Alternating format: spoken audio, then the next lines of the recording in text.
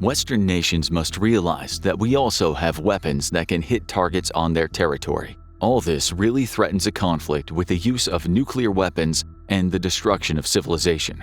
That was the chilling message that Vladimir Putin sent to Ukraine's allies in the build-up to the Russian presidential elections. We now know that Putin won that election by a landslide, though obvious questions remain about the election's legitimacy. But the message he sent with that single quote was clear. Russia is ready to use nuclear weapons if it believes its sovereignty is under threat. Still, those who have been paying attention to the events in Ukraine will tell you that this is far from the first time that Putin has threatened to use nukes, namely tactical nuclear warheads, even going so far as to move some of those nukes to Belarus, a country he already used as his launchpad into Ukraine, a location close enough to allow Putin to hit any target in the country with his nukes. Still, there's something about this latest threat that's different. Which brings us to the key question that we aim to answer in this video. Why is Russia finally ready to use nukes? The first answer comes from something we touched upon in the video's intro, a threat to sovereignty. Toward the end of February 2024, France's President Emmanuel Macron took part in a meeting in Paris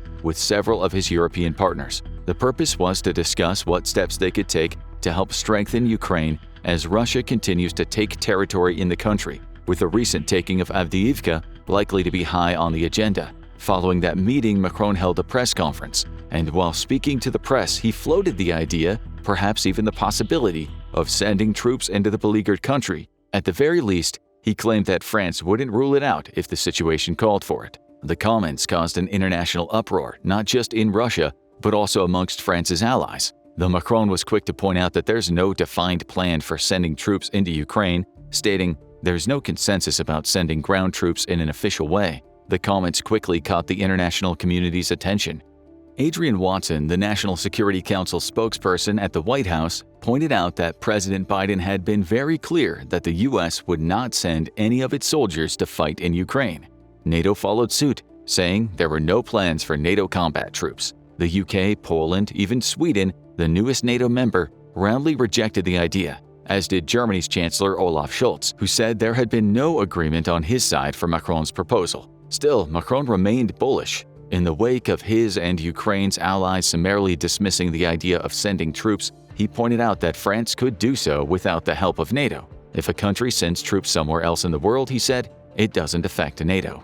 There is one main reason why almost every Western nation was quick to distance itself from Macron's idea. Putin was listening, and the very concept of any Western nation sending troops into Ukraine constitutes a threat of Russia's sovereignty in his eyes. To him, any troops that enter Ukraine are invading Russian soil, a belief that's backed by his attempted annexing of the country in the first place. Putin doesn't believe Ukraine as it exists today is a country. It's a Russian territory gone rogue that he is reclaiming, and given that Russia owns that land, in Putin's mind, any troops sent in by a foreign country would constitute an invasion in much the same way as sending soldiers to Moscow. Putin delivered his response to Macron's words during a State of the Nation address he held just prior to Russia's March 2024 elections. He warned that any country that chose to send troops to Ukraine would face tragic consequences, while also using Macron's words to justify his own threats. Putin noted that while many accuse Russia of planning to attack NATO allies,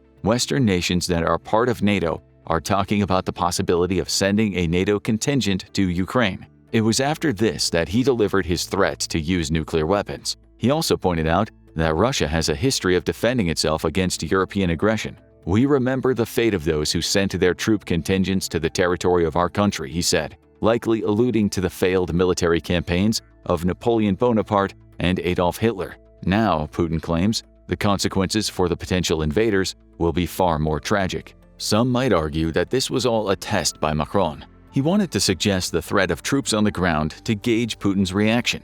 He certainly got it with nuclear threats, as Putin's belief that Ukraine is Russian territory means that he would be ready to launch should it be, quote, invaded by Western forces. It's also telling that no other nation, NATO ally or otherwise, agrees with Macron. None of them are saying that they'll send troops to Ukraine. The reason is they think Putin might actually follow through on his threat if they did. The West also has another reason to believe that Putin might use nuclear weapons. Putin's war in Ukraine is not going as he expected. At the time of the making of this video, we're 2 years into a war that Putin believed would last only a month or two. Ukraine has put up an enormous fight, even launching a counteroffensive against Russia. Though that offensive failed, It showed that Ukraine was far from willing to lay down and allow the Russian steamroller to run over them. They've also been buoyed by enormous amounts of aid, both financial and military, delivered by other countries. Statista points out that Ukraine has received well over 250 billion euros in aid, approximately $271 billion, between the war's beginning and January 2024, with more aid likely on the way. Kyiv has used that money to bolster its defenses and cause serious damage to Russia's military. Ukraine's General Staff of the Armed Forces claims that Moscow has lost 414,680 soldiers during the war, with 180,000 of those perishing on the battlefield, while a substantial number have been either captured, injured, or have otherwise fled the Russian army. Ukraine also claims it's destroyed 6,610 Russian tanks and 12,682 armored personnel vehicles, along with 25 Russian boats and warships. Add to that 345 planes and 325 helicopters Ukraine claims to have taken down, and it's clear that the war is taking a toll on Putin's forces. Assuming these figures are accurate, the possibility remains that they could be inflated for propaganda purposes. It's clear that Putin has lost more than he expected and seen Russia struggle on the battlefield.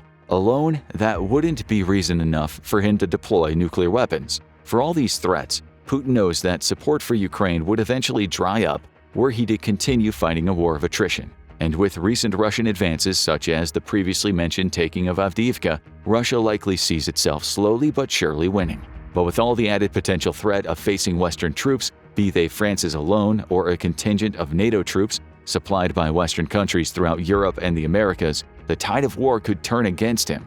And if that was the case, he could combine his reasoning that any incursion would amount to an invasion of his territory with his fear of losing on the ground to justify the launch of nuclear weapons. There's another element to Putin's latest threats. Not only does he believe he would be justified in launching nukes if France or any other country sent troops to Ukraine, but he also appears to genuinely believe that Russia holds all the cards in a nuclear battle. On March 13, 2024, CBS News reported on Putin's claims that Russia's nuclear triad, which is the three-headed weapons arsenal that would allow it to launch nuclear weapons via land, sea, or air, is, quote, much more advanced than America's. It is more modern than any other triad, Putin claimed. Only we and the Americans actually have such triads, and we have advanced much more here. After making that claim, Putin went on to repeat his threat that he would be ready to use that triad against any threat to the existence of the Russian state, our sovereignty, and independence.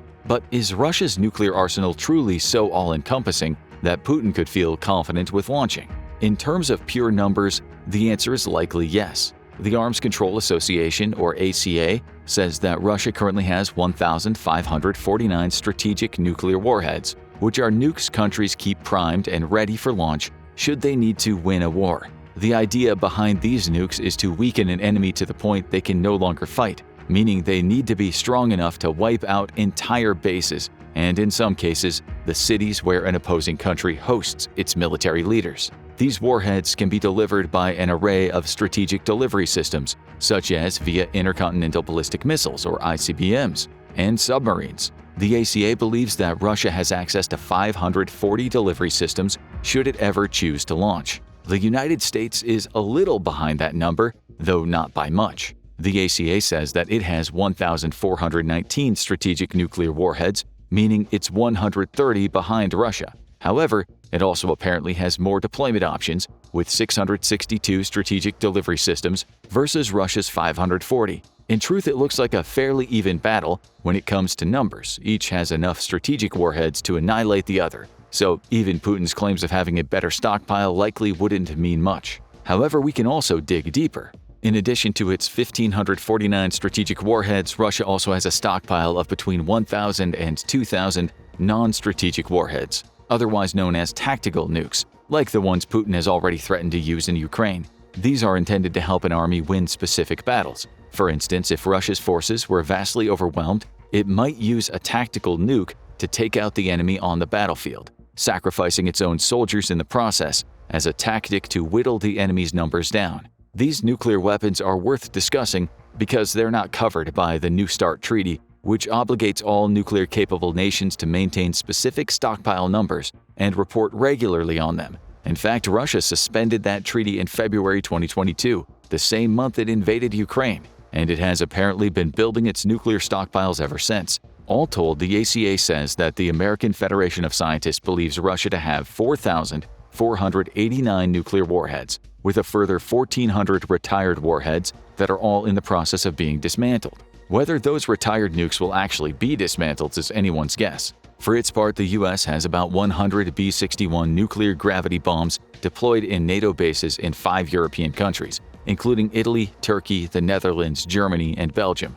That may not count toward its strategic tally. It also has around 1,536 retired warheads awaiting dismantlement, along with a stockpile of around 3,708 warheads across the active and inactive categories. That gives it a total of 5,244, according to the ACA, which is around 650 more than Russia. Add to that the 290 warheads France has, as well as 255 in the UK, and it appears that the West comes out on top in terms of sheer numbers. If Russia isn't ahead in terms of its stockpile, and remember that its suspension of the New START treaty may mean all the numbers the ACA reports aren't accurate, then what about its technology? After all, Putin claims his nuclear triad is far superior to America's, which would give him the confidence to launch. But is that really true? Well, let's start with the land launch capabilities. The US's main option for launching from land is its stock of Minuteman III missiles. America already knows that these are outdated, and it's developing the Sentinel system as a replacement. But for now,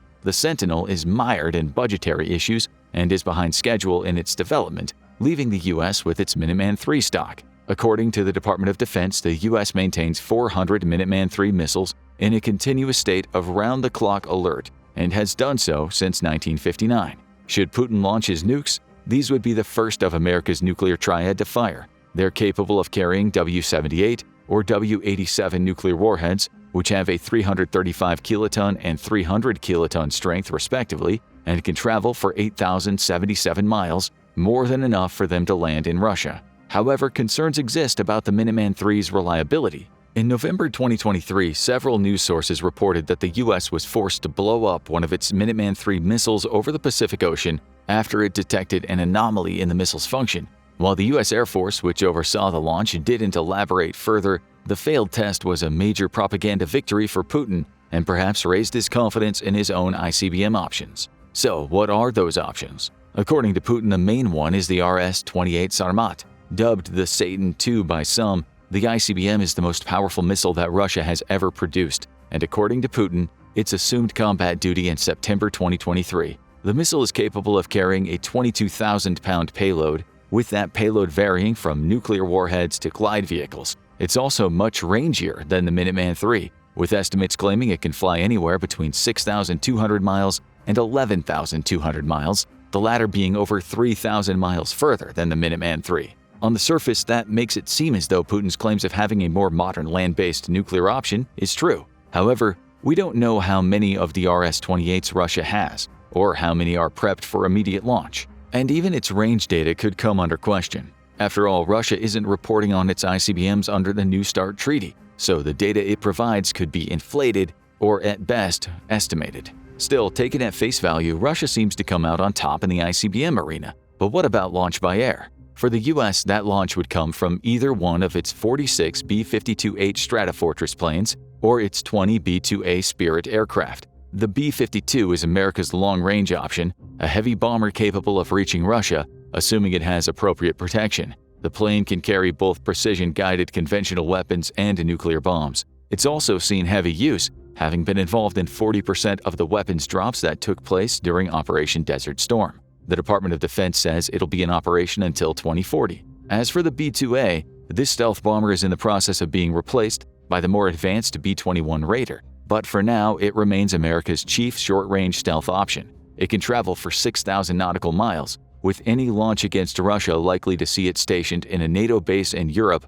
before jetting off over Russian territory to drop its bombs. Both combine to create a serious aerial threat. Putin made his choice clear in February 2024 when he was filmed taking a 30-minute flight in one of Russia's Tu-160M bombers. According to Russia, it's the fastest nuclear-capable strategic bomber in military service, with some reports claiming it can reach a top speed of 1,370 miles per hour. That's over twice that achieved by the B-52H and the B-2A, both of which reach speeds around 650 miles per hour. That speed advantage would make it incredibly difficult to shoot out of the sky if Russia went down the aerial route for launch. However, it's worth noting that according to Air Force technology, Russia has only built 35 of these planes since its 1987 entry into military service. Those 35 planes have undergone enhancements since then, but the fact remains that America has more aerial forces. Its 66 planes, spread across the B-52H and B-2A fleets, could give it aerial superiority over Russia. Still, it's a close-run thing. While the Tu-160M certainly appears to be more advanced, at least in terms of sheer speed, it may not have the numbers required to be as effective as America's aerial options. And now we move on to the third part of the nuclear triad, sea-based launches. Both the US and Russia have the ability to launch nuclear missiles from submarines, with the US relying on its 14 Ohio-class ballistic missile subs, or SSBNs. Each is capable of carrying a maximum of 20 ballistic missiles, with the Trident II D5 being the main missile of choice. First deployed in 1990, these missiles can travel for 4,570 miles and carry a nuclear MIRV payload, meaning each can hold multiple nuclear warheads capable of detaching from the missile to strike multiple targets. They're also fast. About 2 minutes after the missile's third motor kicks in, the Trident II D5 can reach speeds of up to 8,863 miles per hour, making it incredibly difficult to shoot out of the sky. Still, Putin claims Russia's technology is more advanced than that. For Moscow, its Bory-class submarine would likely be the naval launch choice, of which it has 8 in its fleet. It can also fall back on its Delta IV submarines, 5 of which are in the Russian fleet, giving it the choice of 13 nuclear-capable subs. That's 1 less than the United States, though the difference is somewhat negligible. Honing in on the Bory class, Russia is currently in the process of updating several of these subs to the Bory A variant, with 5 already in operation. Those subs are armed with 16 RSM-56 Bulava missiles, each of which is capable of carrying 10 MIRVs and can travel up to 5,150 miles. Details on the missile's top speed aren't readily available, though some sources claim it can reach Mach 24, meaning it travels at 17,771 miles per hour at its top speed. So Putin definitely has a case for the naval arm of his nuclear triad being more modern than America's. Not only do his Bory A submarines pack more missiles than America's Ohio-class subs, but those missiles are faster, can travel further, and carry a stronger payload. Score 1 for Russia. Ultimately, there's some credence to Putin's claim that he has superior nuclear options to the United States. The Sarmat missile can travel farther and deliver a stronger payload, as can the missiles fired by Russian subs. And though America has the numbers advantage in the air and may also have a large stock of land-based Minuteman III missiles, it seems to fall short on the technological front. That is, if we assume that the limited information coming out of Russia about its weapons is accurate, which, given that Putin is known for inflating the effectiveness and the power of his army, it's an important pinch of salt to take with any of the self-reported information in situations like this. Still, accurate or not, what's important here isn't necessarily whether Putin's claims of having a stronger nuclear triad are true. It's far more important, at least in terms of whether Putin would launch nukes, that he believes his nuclear triad is stronger. That belief could give him the confidence to stack his nuclear arms up against the combined forces of the West,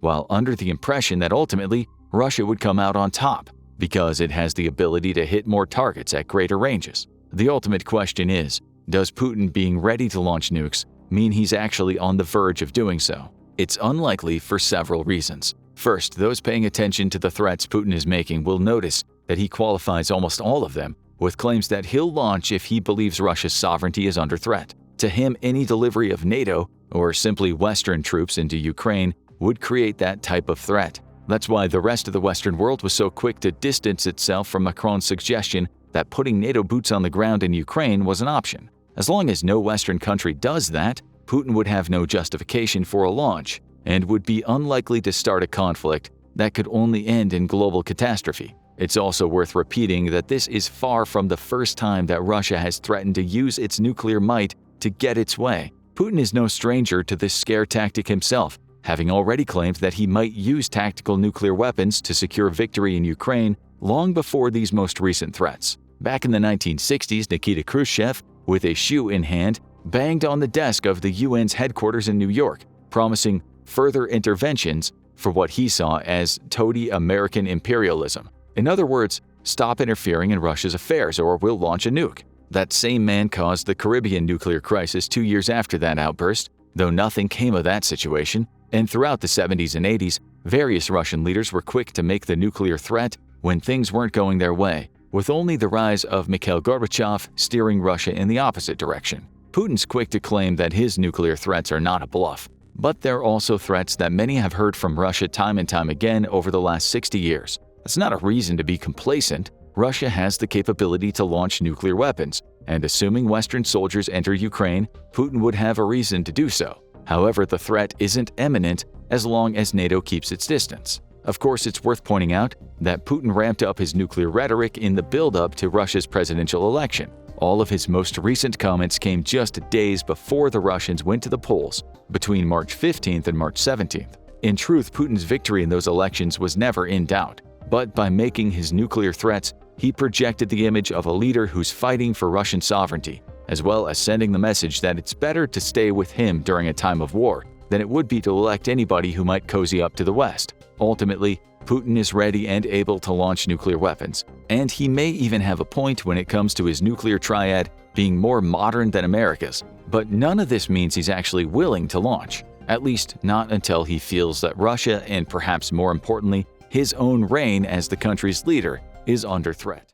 Ukraine has just defeated Russia. All enemy troops have been sent packing back to Moscow with their tails between their legs. For the first time, Vladimir Putin's position on both the domestic and international stage looks fragile at best and untenable at worst. The West, most notably NATO and the European Union, or EU, has welcomed Ukrainian membership with open arms. After a fierce fighting and a huge loss of life on both sides, with millions displaced and their homes destroyed, Ukraine has finally emerged victorious and reached the European Promised Land, a hugely unlikely scenario, or a very real possibility in the not-too-distant future. That's the question many would struggle to answer at this crucial juncture, even if journalist Sean Walker has gone on record as saying there are still plenty of people in Ukraine who believe they can prevail given adequate military support from the West. At present, Russia controls 18% of Ukraine, but at what cost? According to a U.S. intelligence report by Reuters, the number of dead or injured Russian troops exceeds 315,000. Battleships have been sunk, bridges and essential infrastructure were destroyed in Crimea. Hard-fought territorial gains have been reversed in the most emphatic fashion. In July 2023, the U.S. Secretary of State Antony Blinken, who has praised the extraordinary resilience of the Ukrainian people, noted that they had retaken roughly 50% of the territory seized by Russia since the 2022 invasion. But is that enough to turn the tide and deliver ultimate victory to Zelensky and his people? And if so, what does Ukraine need to win the war against Russia? Put quite simply, weapons, weapons, weapons, and lots of them. As the war enters its third calendar year, Kyiv needs more of everything: air defense ammunition, air defense systems, artillery shells, howitzers, tanks, drones, long-range missiles, most pressingly the Army Tactical Missile System or ATACMS, and fighter jets to continue targeting Russian bases in Crimea. This is nothing new, however. From the onset of the conflict, Ukraine has received huge military backing from predominantly Western nations that condemned Putin's act of aggression. Without that backing, the war might have been over as swiftly as the Russian leader boasted at the start of the, quote, special military operation. In fact, according to the BBC, one of his grander proclamations, Ukraine has returned to Russia, had to be deleted from the state-owned RIA Novosti news agency's website when his forces were met with such fierce resistance from Zelensky's troops. But in terms of that much-vaunted military aid, the sheer numbers involved are eye-watering, to say the least. According to another BBC report, the United States alone has already pledged $43.6 billion, a staggering, almost unprecedented figure in the context of any war. But it doesn't begin and end with the US. Germany has provided $18.1 billion, the UK $6.9 billion. Even Finland, a country with a population of only 5.6 million people, has given $1.6 billion of financial assistance for military purposes. But what comes next? Will the military aid packages dry up now the war has become so prolonged and attritional? Or can Ukraine's allies continue to supply the kinds of weapons the country so desperately needs to be victorious in the end? Fortunately for Zelensky, Ukraine's allies have pledged more serious military hardware to use against Russian forces in the coming year. First off, tanks, a crucial factor in Ukraine reversing the gains Russia's made since launching its devastating attack. The US is sending 31 Abrams tanks, the UK shipping 14 Challenger 2 tanks, Germany is providing 14 Leopard 2 tanks, and Spain is adding 6 of the same model. Ultimately, success on the battlefield is just as dependent on a vast range of equipment as the logistical support on the ground to maximize its potential. That's why combat vehicles are of paramount importance in any war. The Stryker is one such piece of hardware that's been donated to Ukraine. The US confirmed that 90 Strykers would be dispatched shortly. Then you have to consider Ukraine's air defenses. Toward the end of 2022, the US sent the Patriot missile system to Kyiv, with the Netherlands and Germany quickly doing likewise. But what does this system bring to the table? Highly sophisticated, it has a range of up to 60 miles, 100 kilometers, depending on the type of missile deployed. However, it does have its downsides, and that could severely handicap the Ukrainians in the short term. Most significantly, operatives require highly specialized training, which will likely have to be carried out at a US Army base in Germany. And again, military hardware does not come cheap. One Patriot system costs about $3 million to operate. However, the importance of such systems cannot be exaggerated. They will greatly help to further bolster Ukraine's air defenses. Since the start of the conflict, they've been using old Soviet-era S-300 surface-to-air systems. Zelensky has attempted to replenish his stock of around 250 with similar systems stockpiled in other former Soviet countries, some of which have come from Slovakia. We aren't finished yet though, not by a long shot. The US has also provided NASAMS, National Advanced Surface-to-Air Missile System, and the UK several supplementary air defense systems, including Starstreak, which aims to destroy low-flying aircraft at short range. What about rockets? The US and some European nations have supplied the M142 High Mobility Artillery Rocket System, or HIMARS, and other similar systems. The latter in particular has been an essential component to Ukraine's success in forcing Russian troops back to the south, as they did in Kherson in November 2022. Howitzers have also played a vital role in the conflict so far. Australia, Canada, the US, and other countries have sent advanced M777 howitzers and ammunition to their beleaguered Ukrainian allies. In terms of range, the M777 is similar to Russia's Jiansint B howitzer and much longer than Putin's D-30 towed gun. But as the saying goes, a gun without bullets is no more than an expensive club, and clubs aren't going to cut it in this war. That's why NATO countries are planning to dramatically increase their supply of shells. Heavier production and swifter delivery are another key factor if Ukraine's going to win against Russia. At the height of the hostilities, it's estimated that Putin's troops were firing a staggering 25,000 to 30,000 shells a day. It doesn't take a mathematical genius to know that equates to over 1,000 shells an hour. Then we have drones. Ukraine has used drone technology to great effect so far, be it for standard surveillance or targeting operations or more complex missions. Drones have given Ukraine the edge over Russia in countless skirmishes. Interestingly, Turkey has sold a number of their Bayraktar TB2 armed drones to Ukraine, a low-cost alternative to the more expensive US models. But they've also supplied further drones to Zelensky via a unique crowdfunding scheme.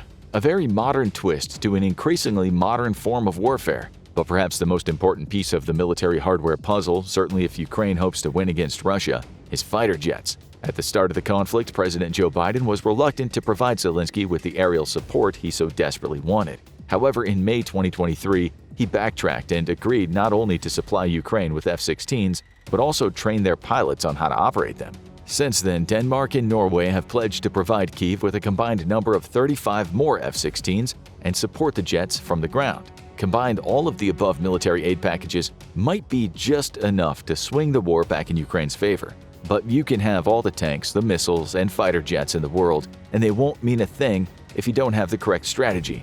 By Zelensky's own admission, 2023's spring offensive wasn't anywhere near as successful as he had hoped. Now, the talk coming out of both Moscow and Kyiv is more about consolidation than engagement. Whether that'll be the case for long remains to be seen. Aside from the vital military aid packages, Ukraine has one other ace up its sleeve: President Volodymyr Zelensky himself. Often lampooned in the Russian press, Zelensky didn't take the typical political route into office. A comic actor of some repute, he starred in the Love in the Big City franchise and provided the voiceover for the Ukrainian version of Paddington. His crossover into politics was as unlikely as it was meteoric. But no one who has watched one of his impassioned addresses since the invasion could argue that he is not an articulate and impressive political figure in his own right now. From the outset, Zelensky became a symbol of defiance against the Russian aggressors. With dignity and zeal, he faced the world's press and appealed for help from the international community. Most notably in December 2022, when he traveled to the US and gave a stirring speech to Congress with the Ukrainian flag in the background. This flag is a symbol of our victory in this war. We stand, we fight, and we will win because we are united. Ukraine, America, and the entire free world. It was this combination that endeared him to a global audience. He went on to tell Congress any military aid packages weren't charity, but an investment in global security and democracy. In an interview with Politico magazine in December last year, Fiona Hill, a British-American author and foreign affairs specialist, went a step further. Ukraine has become a battlefield now for America and America's own future. For Putin, Ukraine is a proxy war against the United States to remove the United States from the world stage. Both are valid points that succinctly define not just the current situation in Ukraine, but in the Middle East too, where tensions have risen considerably in recent months. Zelensky's wife Elena has also had an important role to play on the international stage. Like her husband, she's worked tirelessly to bring global attention to the Ukrainian plight. Over the last 2 years, she appeared in countless interviews to both plead for further support and highlight the devastation that's being wreaked over the country by Putin's forces. Back in November 2022, when the onset of the winter and the devastating power cuts had started to take such a terrible toll on the Ukrainian people, especially in the south and the east, Olena could not have been more inspiring or defiant. We are ready to endure this. We've had so many terrible challenges, seen so many victims, so much destruction, that blackouts are not the worst thing to happen to us. She went on to discuss a recent poll where 90% of Ukrainians said they were ready to live with electricity shortages for 2 to 3 years if the prospect of joining the European Union was put on the table. Sometimes it can be very difficult, she went on to say, but there are some new emotions that help us to hold on. But how far have Zelensky's stores of energy been diminished by the sheer psychological toll of being the leader of a nation under attack? In some of the later press conferences during the 2-year conflict, the usually clean-shaven Ukrainian leader sported a beard. His forehead appeared lined and furrowed, and his eyes had heavy bags underneath. According to Glenn Patrick Doyle, a psychologist who specializes in trauma, Zelensky is displaying all the signs of a man under so much pressure that he may be on the verge of a nervous breakdown. The thing to understand about trauma in the body is that stress responses kind of hijack every otherwise normal function of our body. Worrying signs, especially considering that particular report came only 3 months after the Russian invasion. Without their charismatic, influential leader and his wife continuing to champion the country's cause and secure further military aid, Ukraine may struggle to boost troop morale on the front line. Together, they've presented a human face to the conflict and become representative of the Ukrainian people's struggle to not just defend their territories, but to escape from the yoke of a violent oppressor. For over 70 years, the country was part of the Soviet experiment and everything that came with it. Now the Ukrainian people look to the West, hoping to prosper and strike new economic alliances. Quite simply, they want better lives for themselves, one that's being denied to them by the vast shadow being cast across their nation by the Kremlin. If Ukraine hopes to win this war against Russia, they will need the Zelenskys to champion their cause with the same eloquence and determination as they did at the outset of the invasion. But there is perhaps one more consideration that we've only touched upon in this video so far: the strength and determination of the Ukrainian people, especially the troops fighting on the front line. Retired Lieutenant General Mark Hertling, who commanded the 1st Armored Division and Multinational Task Force Iron in Iraq, and later commanded the U.S. Army Europe, made this revealing prediction in an interview with the Washington Post back in February 2023. Ukraine will fight above its weight class and Russia will be embarrassed. We've covered some of the crucial things Ukraine needs to win the war against Russia, but what factors could stand in their way? In the short term, and at this point, no one can say for certain how long the conflict will last. There are 2 potential huge stumbling blocks Ukraine is rightly wary of. The first, war weariness. While most certainly a galling, almost insulting proposition to the Ukrainian people, citizens in the West, even many of those who took to the streets by the thousands to protest against the invasion, have become tired of the conflict. Even though they fully supported Ukraine, many believe that the military aid packages supplied by their governments have only prolonged the war, perhaps indefinitely at the cost of many more thousands of lives. This was emphasized late last year when a U.S. Senate vote saw Republicans block $50 billion in new security assistance to the country. Meanwhile, Jack Waltington, a senior research fellow for land warfare at the Royal United Services Institute, wrote in the UK newspaper The Guardian that the EU has just delivered 300,000 of the 1 million shells it promised in March. Remember the starting stat we revealed at the beginning of the video, that Russian troops are firing 25,000 to 30,000 shells a day? What the EU has delivered is a shortfall, if there ever was one. And while it may be somewhat cynical to cloak it in such terms, it appears that the conviction of the people in the West is seriously wavering. Ironically, this ties in with Glenn Patrick Doyle's observation regarding Zelensky's physical decline, where before his unflagging spirit and charisma wooed the Western world, he now cuts a far less dynamic figure. 2 years down the line and he too is showing the same kind of weariness as the rest of the world. Then there are the events in the Middle East, primarily Israel's war on Hamas, and the brutal invasion of the Gaza Strip. The horrific images shown on the television news, the ever-growing death toll, many thousands of whom have been children, and the endless shelling have had a demoralizing effect, relegating the conflict in Ukraine to an editorial afterthought in many publications. How many conflicts can nations and in turn their citizens condemn or support and rally against? But perhaps most tellingly of all, Zelensky and his people will be keeping a close eye on the presidential election in the United States. Why? During his time in office, former President Donald Trump championed an unabashed and unapologetic America First policy. Moreover, Trump has publicly declared his admiration for the Russian leader Vladimir Putin. If Trump were to return to power, therefore the unthinkable could happen. He would cut off support to Ukraine, the ramifications of which are too terrible to contemplate. But the painful reality of the situation is that the Trump bandwagon continues to roll on, despite a slew of serious indictments, including electoral fraud bordering upon treason. Trump looks not only likely to be the Republican candidate in November's U.S. presidential election, but he currently holds a lead over the current incumbent Joe Biden in the polls.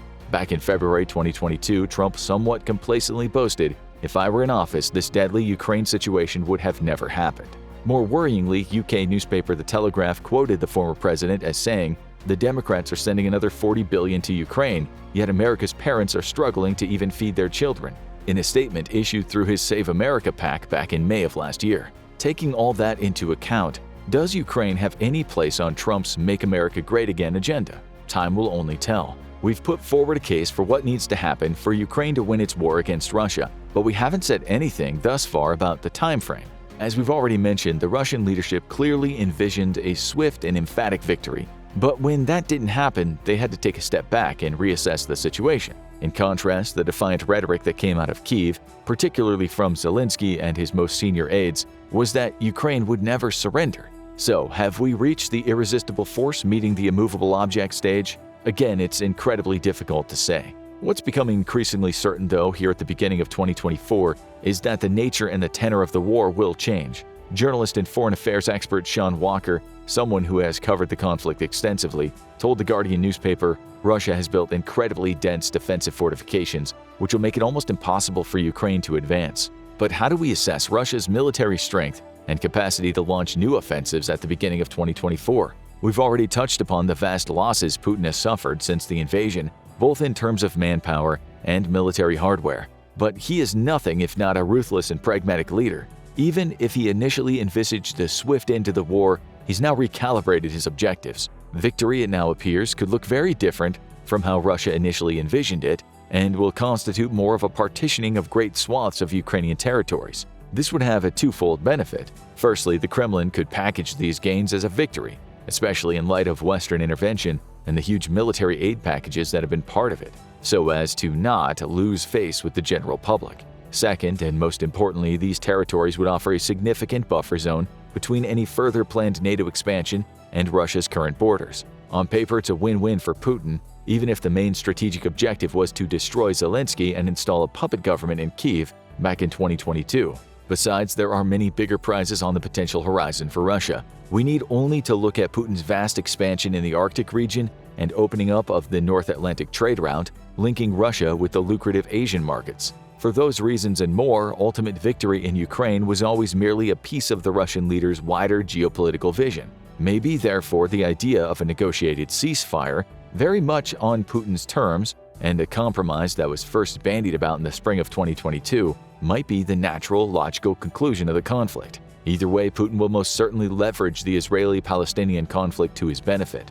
As Fiona Hill summed up the attitude of the Western people, "Look, we're always dealing with Europe's problems. We need to be dealing with the Middle East here. This is more consequential for everyone." For many military experts, however, 2024 looks likely to be a year of further stalemate. In the same Guardian report we quoted from earlier, Sean Walker qualified his previous statements about Russia's defenses. The fortifications also stop the Russians because they would have to get through the massive minefields they've laid. For that reason, 2025 could well be the decisive year of the conflict, not 2024.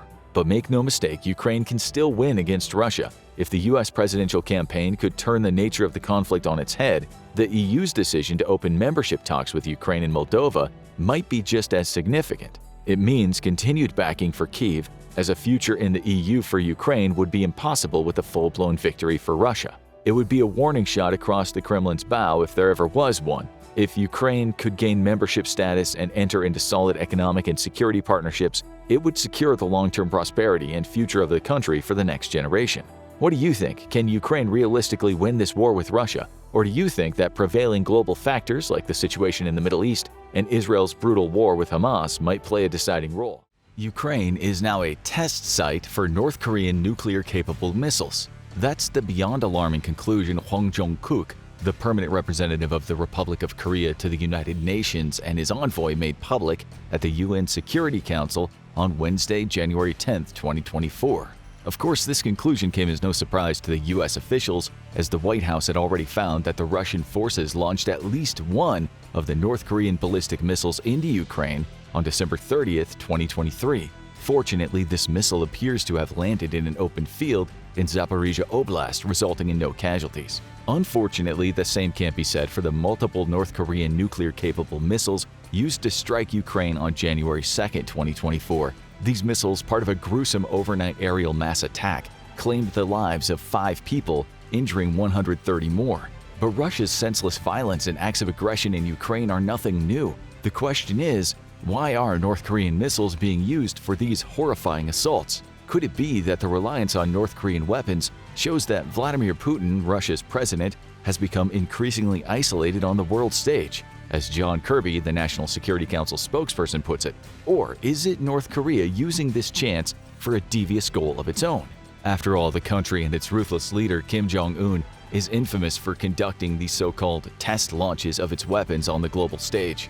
Of course, the goal of these isn't so much to test weapons as it is to instill fear, assert dominance, and send a clear message to the countries North Korea perceives as threats or adversaries. But why nuclear-capable weapons, and why Ukraine? Though Kim has a penchant for unpredictable and audacious moves, they're rarely without a cause. It's pretty obvious that there's a strong motive behind North Korea's involvement in Ukraine. So what kind of message is Kim sending at this time? Stick around and you'll hear this message loud and clear. But we can't just dive into the latest Kim's posturing attempt without looking to his track record of provocative actions involving weapon testing. This will help us uncover the patterns that have defined his leadership, taking us one step closer to understanding why North Korea's supreme leader wants to garner international attention in Ukraine. The latest North Korean stunt involved Pyongyang's new KN-23 and KN-24 short-range missiles, as established based on the debris recovered in Ukraine. Both of these are solid-fueled tactical ballistic missiles with the same booster, estimated to be capable of carrying a warhead up to 1,100 pounds. However, the KN-23 missile can also carry both nuclear and conventional warheads. It's this nuclear component that worries South Korea and the Western nations. After all, North Korea itself has associated previous launches of these missiles with the development of tactical nuclear weapons. This is particularly worrisome, as it could suggest Kim is gearing up to test more nuclear weapons. The most recent test of this kind, and the 6th in total, was in 2017, when North Korea tested a nuclear bomb. This explosion was carried out at the Punggiri test site and had a force of between 100 and 370 kilotons. To understand just how powerful this bomb is, try this for comparison. The yield of the bomb the US dropped on Nagasaki in 1945 was about 21 kilotons. North Korea deemed this test as a, quote, perfect success, labeling this device as the most powerful of all types of nuclear bombs. This bold claim comes from the fact that the bomb in question is a hydrogen bomb instead of an atomic bomb. The former uses fusion, the merging of atoms, to unleash unprecedented devastation, eclipsing all atomic counterparts in its display of power and peril. But besides describing this bomb as powerful beyond compare, North Korea also described it as missile-ready. The fact that this hydrogen bomb can be loaded onto long-range missiles is what amplifies its global threat, especially when you consider that since the start of 2022 alone, North Korea has test-fired more than 100 missiles, a record high for the country. Among them, there has been a variety of ballistic and cruise missiles, as well as hypersonic missiles that can fly at low altitudes to evade radar detection while moving at several times the speed of sound. However, 2023 saw the introduction of North Korea's most powerful missile to date, the Hwasong-18. This intercontinental ballistic missile first was unveiled at the February 8th parade, commemorating the 75th anniversary of the founding of the Korean People's Army. Its maiden flight would come only 2 months later, on April 13th, when it reportedly flew about 620 miles. This figure alone might seem impressive for a test flight, but the missile's actual range is what makes this device so significant and potentially concerning. Namely, Hwasong-18 is estimated to have a range of over 9,000 miles, according to the US-based Missile Defense Project at the Center for Strategic and International Studies. With this range, the entirety of the continental US lies within its potential strike zone. In comparison, previously tested Hwasong missiles could only reach certain parts of the US. For instance, the Hwasong-12 could travel up to 2,800 miles, placing the US island territory of Guam within its range. At 6,200 miles, the Hwasong-14 model more than doubled this range, making it capable of reaching New York City. But believe it or not, the increasing range of these missiles isn't even the worst part. The Hwasong-18 missile is believed to be able to carry 3 or 4 warheads rather than only one. With how devastating one North Korean bomb reportedly is, the prospect of multiple warheads raining down from a single missile casts a cataclysmic shadow over global security. For now, most missiles can only mount miniaturized nuclear warheads. But this doesn't make the threat any less ominous, as North Korea has long been planning to test out mounting these warheads on a growing range of weapons. Plus, experts believe the country already possesses dozens of miniaturized nuclear warheads that can be fitted on older systems, such as Rodong and Scud missiles. Then there's how fast North Korea progresses in developing technology. Let's just take nuclear testing as an example. As mentioned, the latest large-scale nuclear test took place in 2017. However, the blast produced by this test can't be compared to any previous magnitude and estimated yield. For instance, the test performed a mere year prior, in September 2016, only had a yield of around 10 kilotons, a fraction of the 2017 explosion. Of course, the word "only" is used very loosely in this context, as the atomic bomb dropped on Hiroshima was estimated at 15 kilotons. But to scale up to that level took North Korea less than a year. Only 8 months earlier, the country concluded a nuclear test in January 2016 that created a blast of approximately 6 kilotons. In that short period, North Korea almost doubled the explosive power of its bombs. Of course, compared to the 2017 numbers, these figures seem almost modest, which just goes to show the unnerving trajectory of North Korea's nuclear ambitions. That's why the country's 2018 announcement that it was done conducting nuclear tests after the 2017 success was rather suspicious. The country's supreme leader announced that the Punggye-ri nuclear test site would be closed down, even staging a closing ceremony in May 2018. But if you know anything about North Korea, the country of carefully orchestrated narratives, you'll know that using the verb stage is intentional. That's because the closing ceremony was seemingly nothing but a choreographed event, an orchestrated spectacle meant to project an image of commitment to denuclearization. In reality, no journalists from South Korea, nuclear experts, or inspectors were allowed to attend the ceremony, let alone study the supposedly closed test site at close quarters. This left the world to no alternative but believing North Korea, which claimed that the entrances of the 2 test tunnels at Punggye-ri were blown up.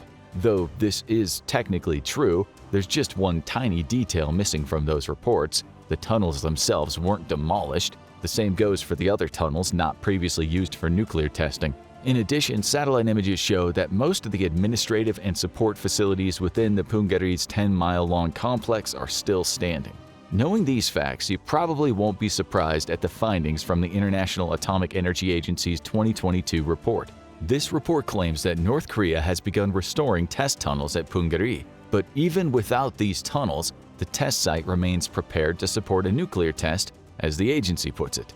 But unfortunately, Punggye-ri isn't the only place that got a glimpse of the full force of North Korea's nuclear ambitions. So did numerous targets across South Korea when its northern neighbor conducted a simulated scorched earth nuclear strike in August 2023. This attack entailed firing 2 short-range ballistic missiles into the sea mere hours after the US deployed B-1B bombers for the South Korea-US combined air drills. Of course, these drills were used as a pretext for firing North Korean missiles, the first of which reached an altitude of 31 miles and flew around 217 miles. The second missile was even more concerning, reaching the same altitude but covering a distance of around 250 miles, according to Japan's Ministry of Defense. According to North Korea, this so-called drill was aimed to send a clear message to the enemies who challenged the country with strategic nuclear assets despite its repeated warnings.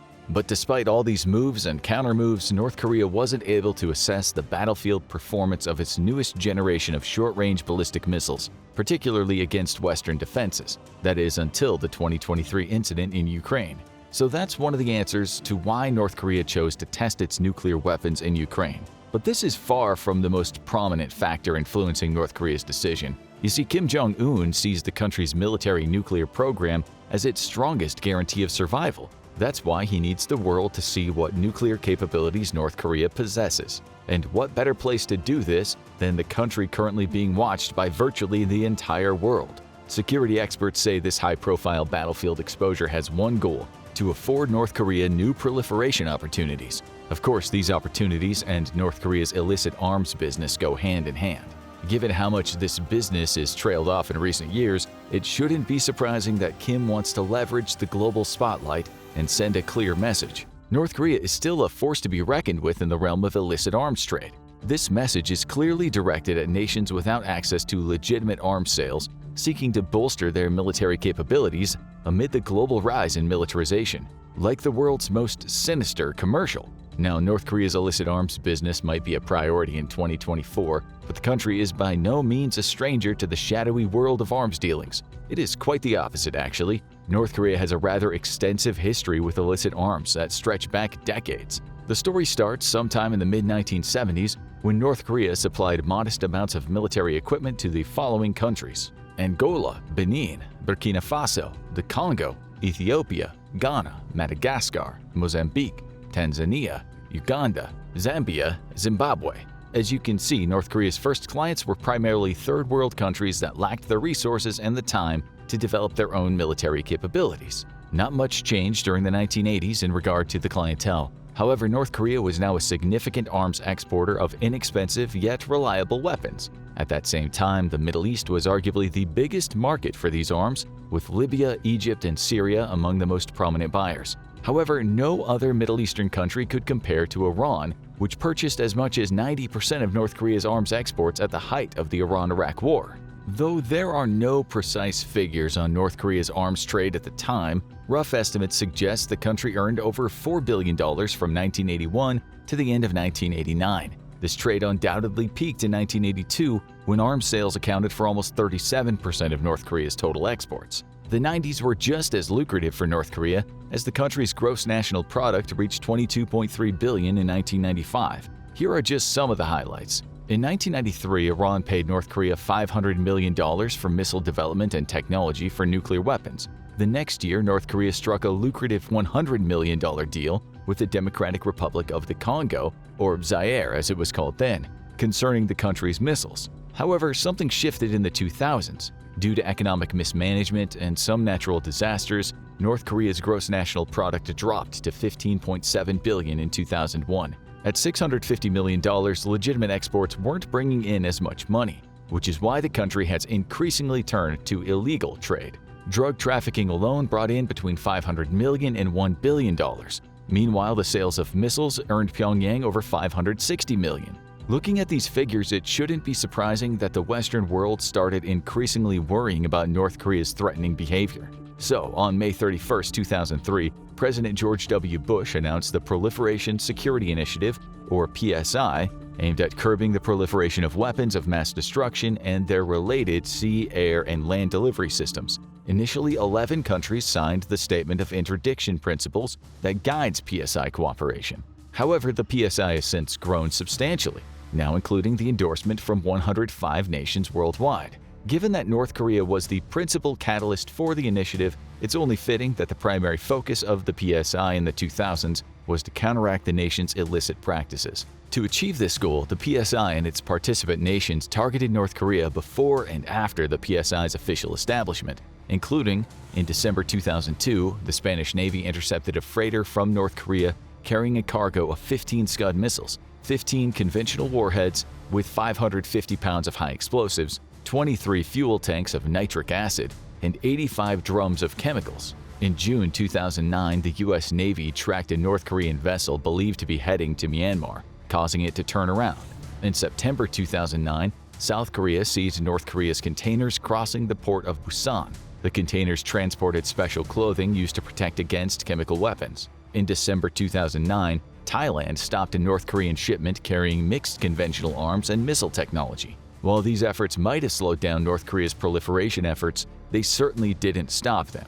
In the midst of all the surveillance, the country's first nuclear test took place in October 2006. The second took place in May 2009, yielding a 3 to 4 times more powerful blast. The nuclear testing continued into the 2010s. North Korea's third nuclear test, an explosion of approximately 6 to 7 kilotons in February 2013, caused the UN to introduce tightened sanctions against the country, banning it from shipping or receiving cargo related to its nuclear and missile programs. North Korea conducted 3 more successful tests since, so it's safe to say these sanctions have not been entirely effective in deterring the country's pursuit of nuclear capabilities. But then again, given how beneficial nuclear weapons can be for North Korea, the country's perseverance in pursuing these capabilities makes perfect sense.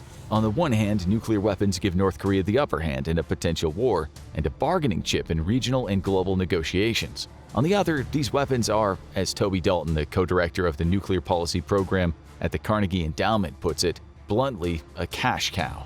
Under current circumstances, North Korea can command a premium for its nuclear systems, earning it considerable financial gains. But has the country really introduced nuclear warhead-bearing missiles into a war in Ukraine to earn more money from illicit trade? On the surface, the answer is yes, but that's not all there is to the story. After all, North Korea has always had an ulterior motive when selling arms. For instance, the country gained a hard currency, an alternative oil source, and access to restricted technology through Middle Eastern arms sales. An arms deal with Peru in 1986 for approximately 10,000 AK-47s increased North Korea's visibility in Latin America. When it comes to the country's cooperation with the Warsaw Pact, the primary goal was to pursue solidarity with the socialist bloc countries. So what is it this time? Hard currency? Political chits? Offset agreements? Unfortunately for North Korea, the real reason behind this desire for the world to see and purchase its nuclear weapons is much more desperate this time. Simply put, these sales are needed to boost the North Korean economy, which is still recovering from the COVID-19 pandemic. Here's how dire the situation is. Since the onset of the COVID-19 pandemic, the North Korean economy has shrunk for 3 consecutive years, in 2020, 2021, and 2022. The country's gross domestic product, or GDP, plummeted by 4.5% in 2020. Its worst fall since 1997, dropped 0.1% in 2021, and plunged 0.2% in 2022. While North Korea has never really pulled incredible economic growth figures, it's also never reported a 3-year consecutive drop since the Bank of Korea started publishing its estimates in 1991. North Korea's trade volume also took a massive hit during these years. In 2019, before the pandemic, North Korea's trade volume was approximately $3.25 billion. In 2020, this figure plunged a remarkable 73.5%, followed by a 17.4% drop in 2021, while 2022 saw an impressive rebound of 122.3% to $1.59 billion. This figure is still far from the country's glory days and not even in the same realm as its southern neighbor's $1.4 trillion trade volume. With this in mind, it becomes obvious why Ukraine has been chosen as a test site for North Korea's nuclear weapons. Such dramatic economic troubles and discrepancies call for drastic moves. So let's recap.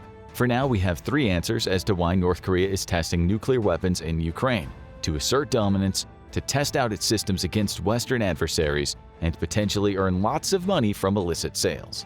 But there's one more reason behind choosing Ukraine as a nuclear test site. Just remember who's standing opposite Ukraine on the battlefield, and you'll be able to guess this critical reason. That's right, it's Russia.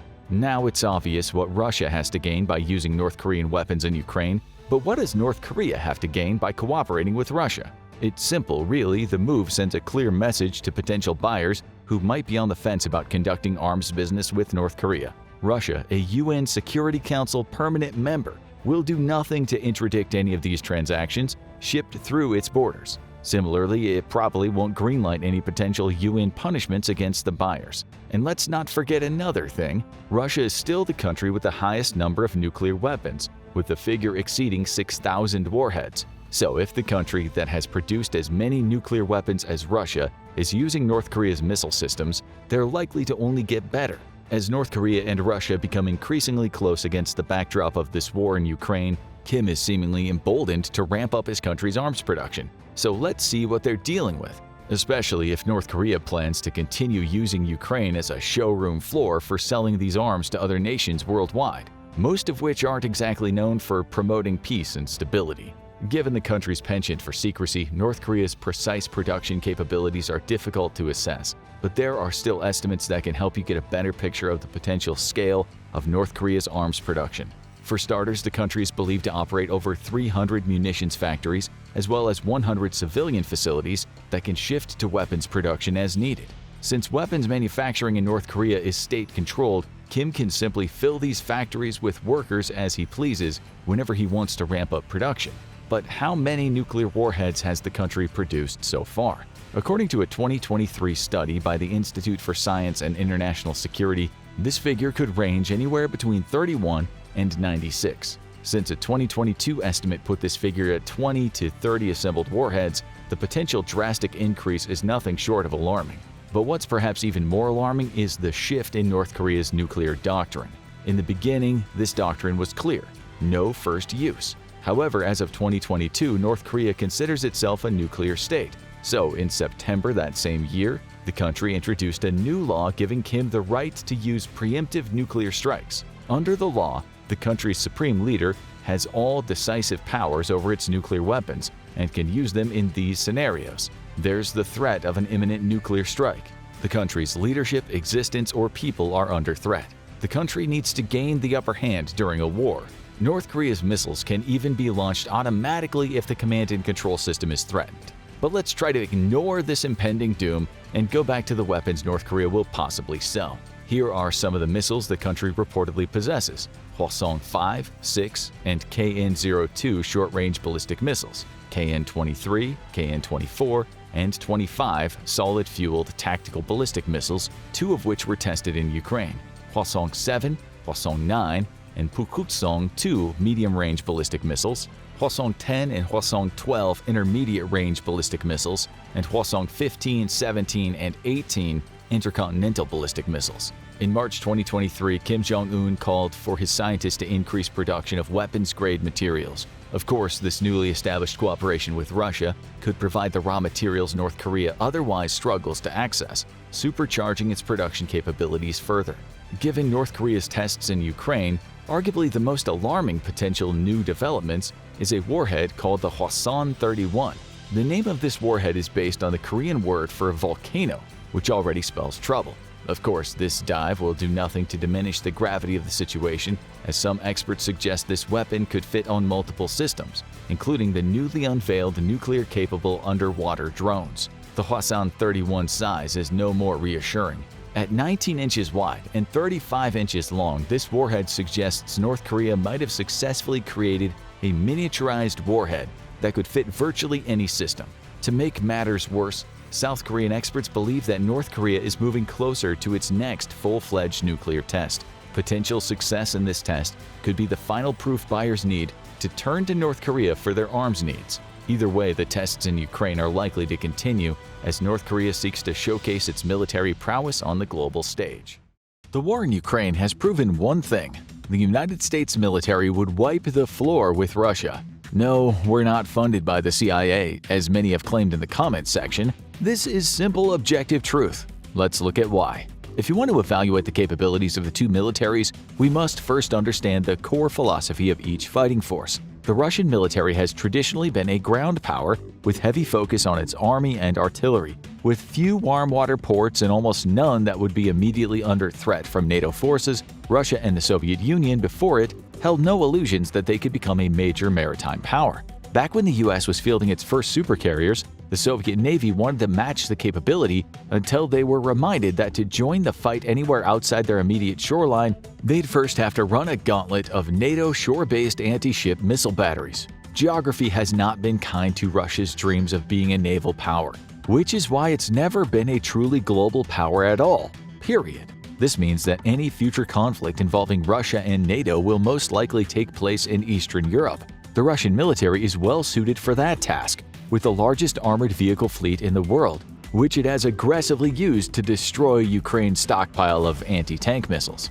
Before the war in Ukraine, Russia had an estimated 170 battalion tactical groups, or about 119,000 ground combat troops, making it one of the largest ground forces in the world. It's in artillery where Russia truly shines, though, and it's been the only saving grace its military has been able to call upon. Before the war, Russia had over 10,000 artillery pieces and nearly 4,000 MLRS. Russia's reliance on artillery is not by accident. It knows full well that it cannot compete in the air against NATO powers, and thus has relied on ground-based fire support to ensure it can provide support for engaged infantry and armor. However, as Ukraine has shown, these numbers are impressive on paper, but far less so when the actual equipment is taken into account, as a significant bulk of this equipment is all from the Cold War and has not seen modernization upgrades. Also, a lot of it simply doesn't work anymore due to poor maintenance or storage or outright theft of critical components. Ultimately, Russia is a ground power meant to fight a war against the West and Europe. However, it's far from a modern professional military. Rampant corruption has hollowed out every single facet of the Russian war machine and made it an ineffective lumbering giant whose only real advantage is sheer mass. That works against a power like Ukraine to a degree, but it would never work against the American military. America basically won the lottery when it came time to spawn on the world map. It's the single most defensible nation on Earth, quite literally immune to invasion from a hostile power thanks to two giant oceans on each coast and a complete domination of its global hemisphere. This defensive advantage came at a significant cost. To project military power, America would need to first move that power thousands of miles east or west. And that's why the United States has always been a naval power since its creation as a state, when it struggled against the vastly superior Royal British Navy during the Revolutionary War with a handful of boats we'll generously call warships. However, by the dawn of the 20th century, the United States Navy was rivaling the Royal Navy in tonnage and expertise, and would surpass it in the interwar years as the most powerful naval force on Earth. This was all at the expense of its army, because when World War I and World War II kicked off, the US Army was a bit of a clown show. Enthusiastic almost to a fault, the British initially feared a total defeat in Africa when the US Army joined the fighting in World War II. However, under the tutelage of the Allied powers and cutting its teeth in combat, the US Army grew in proficiency, while its Marine Corps, a competent force throughout the early 20th century, would do some of the nastiest, dirtiest fighting on the planet against a fanatical enemy. America emerged from World War II with one clear lesson in mind: never again. Determined to be never second to any other power in the world, the US began to nurture what would become one of the most professional fighting forces in Earth's history. And to that end, it became a technological power, putting its considerable intellectual and engineering resources into developing weapons one or more generations ahead of any potential adversary. In the second half of the 20th century, the United States shifted from a naval power to a naval and air power, unmatched in either arena, with a growing emphasis on air power. Engineers like the late great Kelly Johnson ensured that in the skies America had no peers. Modern Russian military doctrine gravitates around the battalion tactical group, a formation of 600 to 800 combat troops made up of 2 to 4 companies of infantry, usually mechanized, and reinforced with air defense, artillery, engineering, and logistical support units. A tank and a rocket artillery company are typically attached to each BTG. The BTG is meant to operate as a combined arms maneuver unit and has the advantage of allowing for the use of support assets such as artillery at the tactical level. A relative lack of infantry, though, with only about 200 infantrymen per BTG, means that it's difficult for this formation to actually hold territory, and the Russian army relies heavily on Marines, paratroopers, or other units for the task. The fact that Russia is already looking to reorganize its BTGs is indicative of how well they perform against a near-peer adversary. Lessons learned in Ukraine are showing that the BTG is a more lumbering beast than agile, tactical, combined arms maneuvering unit. Though in truth, this probably has more to do with the quality of Russian soldiers, doctrine, and leadership than the composition of the BTG. One significant weakness of the Russian military is its ability to coordinate effectively. This has made the BTG a fundamentally flawed composition as it decentralizes Russia's greatest asset, its artillery, unable to coordinate its massive advantage in artillery as big as 20-1 during the first 6 to 8 months of the war in Ukraine and 8-1 on average today. Russia has had far less success in leveraging its only real overmatch against the far smaller and less equipped Ukrainian military. British intelligence indicated that as of November 2022, Russia was already starting to move away from the BTG concept. The U.S. Army's Brigade Combat Team is everything the battalion tactical group tried to be, and more. A BCT can come in 4 flavors: infantry, striker, armored, and strawberry lemonade. BCTs are meant to be fully self-supporting units and deployable anywhere in the world for any mission that the U.S. Army requires of them. As such, they have various assets native to them. The infantry BCT is made up of about 4,500 soldiers and is organized around a core of 3 battalions of infantry. This already makes them significantly more powerful than Russia's BTG, as each battalion is made up of around 1,000 soldiers. However, this also means that the U.S. fields far fewer BCTs than Russia fields BTGs, with only 14 active BCTs in the U.S. Army. American infantry is either mechanized or motorized, deployed in Bradley infantry fighting vehicles or using HMMWVs or their equivalent replacement, giving the BCT an emphasis on high mobility. Alongside its infantry, a BCT will typically contain 1 recon cavalry battalion, 1 brigade support battalion, 1 engineer battalion, and 1 field artillery battalion. A striker BCT is centered around the use of the striker armored vehicle and is meant to plug a gap between the U.S. Army's light infantry and heavy armored infantry. It's also meant to be a very fast response unit, with an entire brigade being airlifted anywhere in the world within 96 hours and a division within 120 hours. Like the infantry BCT, a striker BCT is made up of 3 infantry battalions in 300 striker vehicles, 1 recon cavalry battalion, 1 artillery battalion, 1 brigade support battalion, 1 brigade headquarters and headquarters company, and 1 brigade engineer battalion. An anti-tank company made up of the mobile gun system variant of the Striker directly supports the Striker BCT.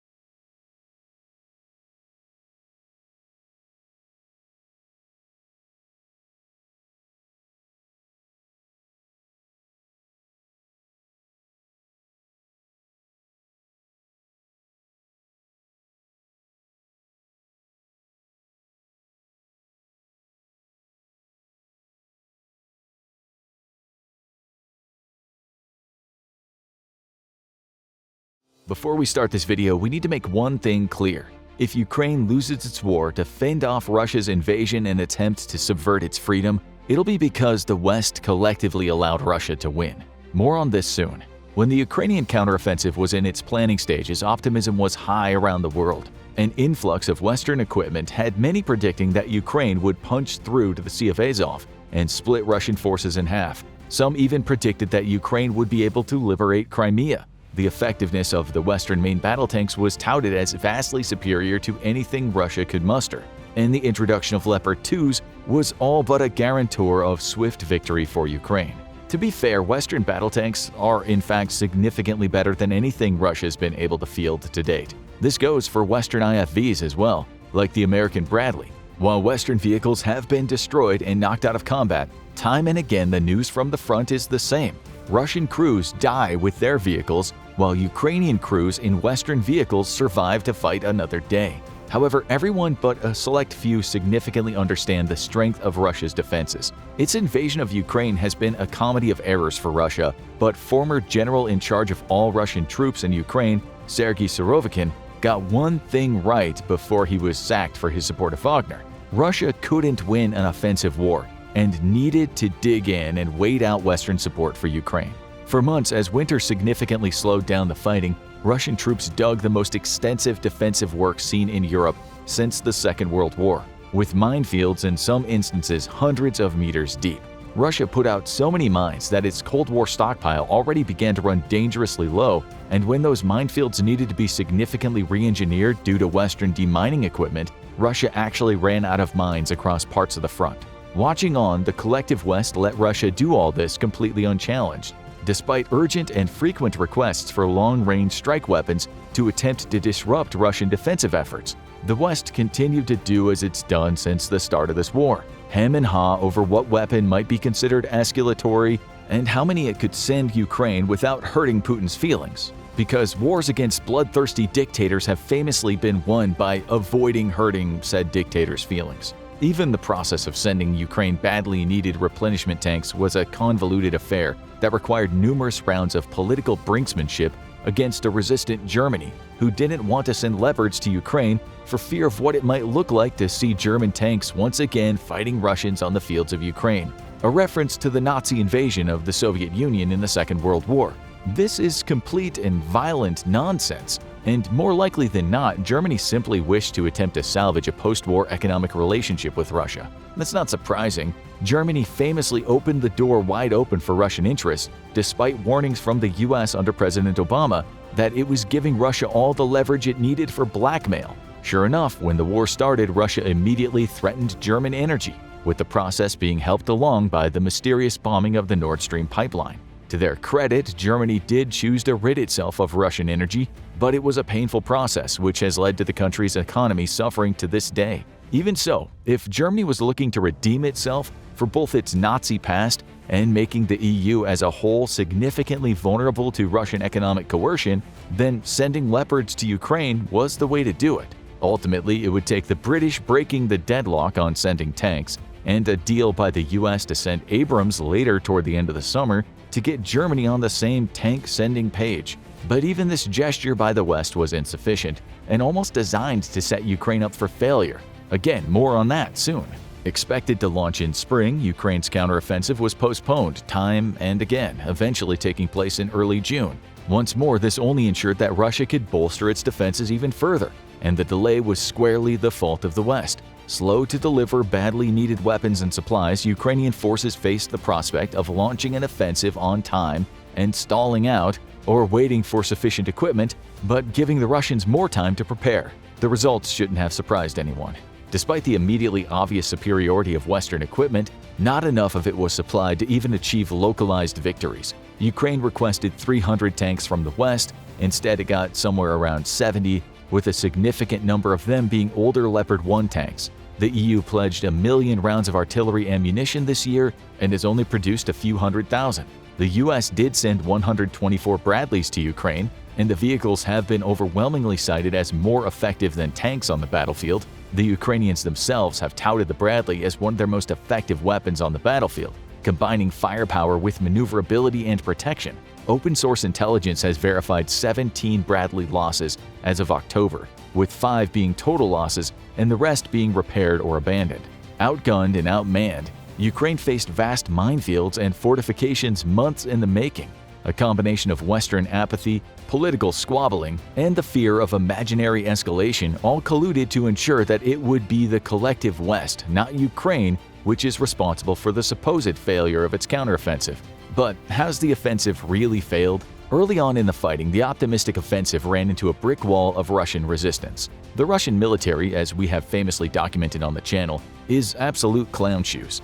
But even a clown sitting in a trench behind a 300-meter deep minefield can be an effective and significant obstacle. Despite this, Ukraine was achieving significant breakthroughs until Russian artillery began to level the playing field. A traditional Russian advantage, Ukraine's call for weapons to neutralize Russia's artillery advantage, had naturally either gone unheeded or the supplies being given at a snail's pace and in low quantities. The final trump card in bringing the first phase of the offensive to a dead halt was Russia's willingness to sacrifice its attack helicopter fleet, with Ka-52 losses skyrocketing as it threw them into the teeth of Ukrainian offensives. Once more, the West had failed to provide Ukraine with adequate short-range air defenses capable of protecting its own forces over the front, leaving them vulnerable to these suicidal but devastating air attacks. However, sensing an immediate disaster on the horizon, Ukrainian leadership swiftly pivoted in their approach. Instead of seeking a breakthrough that would be unlikely to come, they focused on setting the stage for the rest of the war. Utilizing counter-battery systems provided by the West, Ukraine began systematically destroying Russian artillery to absolutely stunning success. Even Russian sources, such as General Ivan Popov, confirmed catastrophic losses amongst Russia's artillery forces. General Popov complimented the effectiveness of Ukrainian counter-battery fire and accused Russian leadership of betraying the army by failing to provide its own forces with effective counter-battery capabilities. Russia's traditional fire superiority over Ukraine waned significantly, and across large swaths of the front, fire parity was achieved. In some cases, Ukrainian forces even gained superiority. However, once again, Western failure to provide adequate supplies meant that Ukrainian guns had to limit how much fire they put out. By August, Ukraine had seen the writing on the wall. A breakthrough would be extremely unlikely to the point of impossibility, as the nation simply lacked the equipment. To make matters worse, Ukraine faced a deadly catch-22. On one hand, because the public had failed to identify the shift in strategy and now viewed the offensive as a failure, Ukraine had to achieve some form of victory to fight off Ukraine fatigue amongst Western audiences. On the other hand, though, Ukraine couldn't afford to risk the equipment needed for such a victory due to the West's political infighting over continued support of Ukraine. American Republican congressional threats to cutting off funding for Ukraine, including those by federal criminal defendant and former President Donald Trump, meant that there was no guarantee of continued support, putting Ukrainian generals in the impossible position of needing to secure a victory to bolster support, but not being able to risk losing equipment that might never be replaced by securing that victory.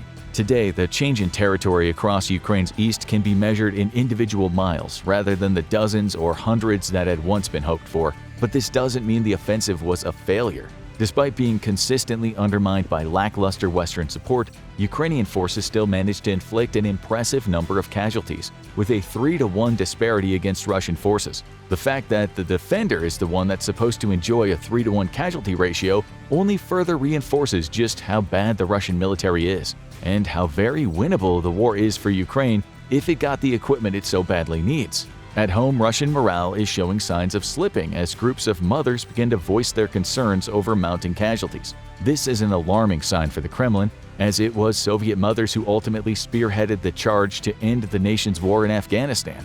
And Russia has already taken significantly more casualties in Ukraine than it did in over nearly a decade in Afghanistan. And yet, political dissent is so tightly controlled in Russia that it's unknown how many more casualties the nation is willing to endure. As commented by Ukraine's top general Valery Zaluzhny, if any other modern nation suffered the 150,000 combat deaths that Russia has, it would have ended the war by now. That casualty estimate isn't widely accepted, with some claiming the figure is closer to 50,000, but the point stands: Russia has a massive tolerance for casualties. Life being cheap for Russians probably explains why their military exclusively wages campaigns of war crimes as a means of prosecuting wars, and has for its entire modern history.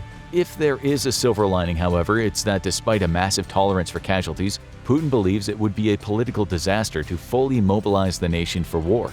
He's been criticized by war hawks inside Russia itself, like Igor Girkin, the former security agent responsible for the downing of a passenger jet over Ukraine in 2014, who was arrested for criticizing the war effort. According to Girkin, Russia could not win this war without fully mobilizing its population, and further noted that the massive losses in Russian human wave attacks meant the nation would not be able to mount a successful offensive in 2024. There are many Russian mill bloggers who agree with Girkin, while other voices within the Kremlin and outside of it disagree with his conclusions. However, he might be more right than wrong, as evidenced by the fact that Russia has significantly depleted its Spetsnaz forces during the Ukrainian counteroffensive. Throughout the conflict, there have been numerous high-profile accomplishments by Ukrainian special forces, including the now infamous raid into Crimea that resulted in the destruction of a $500 million S-400 battery, which subsequently opened up a hole in Russian air defenses for Ukraine to absolutely hammer Sevastopol and the Black Sea Fleet. Yet, there have been no similar stories of Russian Spetsnaz successes, and now we know why. Russia has been using its special forces as shock troops, throwing them into the toughest parts of the front in either defensive operations or costly assaults. Telegram accounts directly linked to Spetsnaz groups have all complained of significant attrition of personnel and high losses, leaving Russia's future special operations capabilities in significant doubt. However, the fact of the matter is that Russia simply has far more mass than Ukraine, and Ukraine is starting to strain under the tremendous weight it's had to endure alone for nearly 2 years of fighting. While morale remains high, Ukrainian troops have not had many opportunities to rotate out of the front or spend time with their families. Combat fatigue is setting in, and many shell-shocked Ukrainian soldiers have no option but to remain at the front. Russia's strategy to simply overwhelm Ukraine with human wave attacks is working.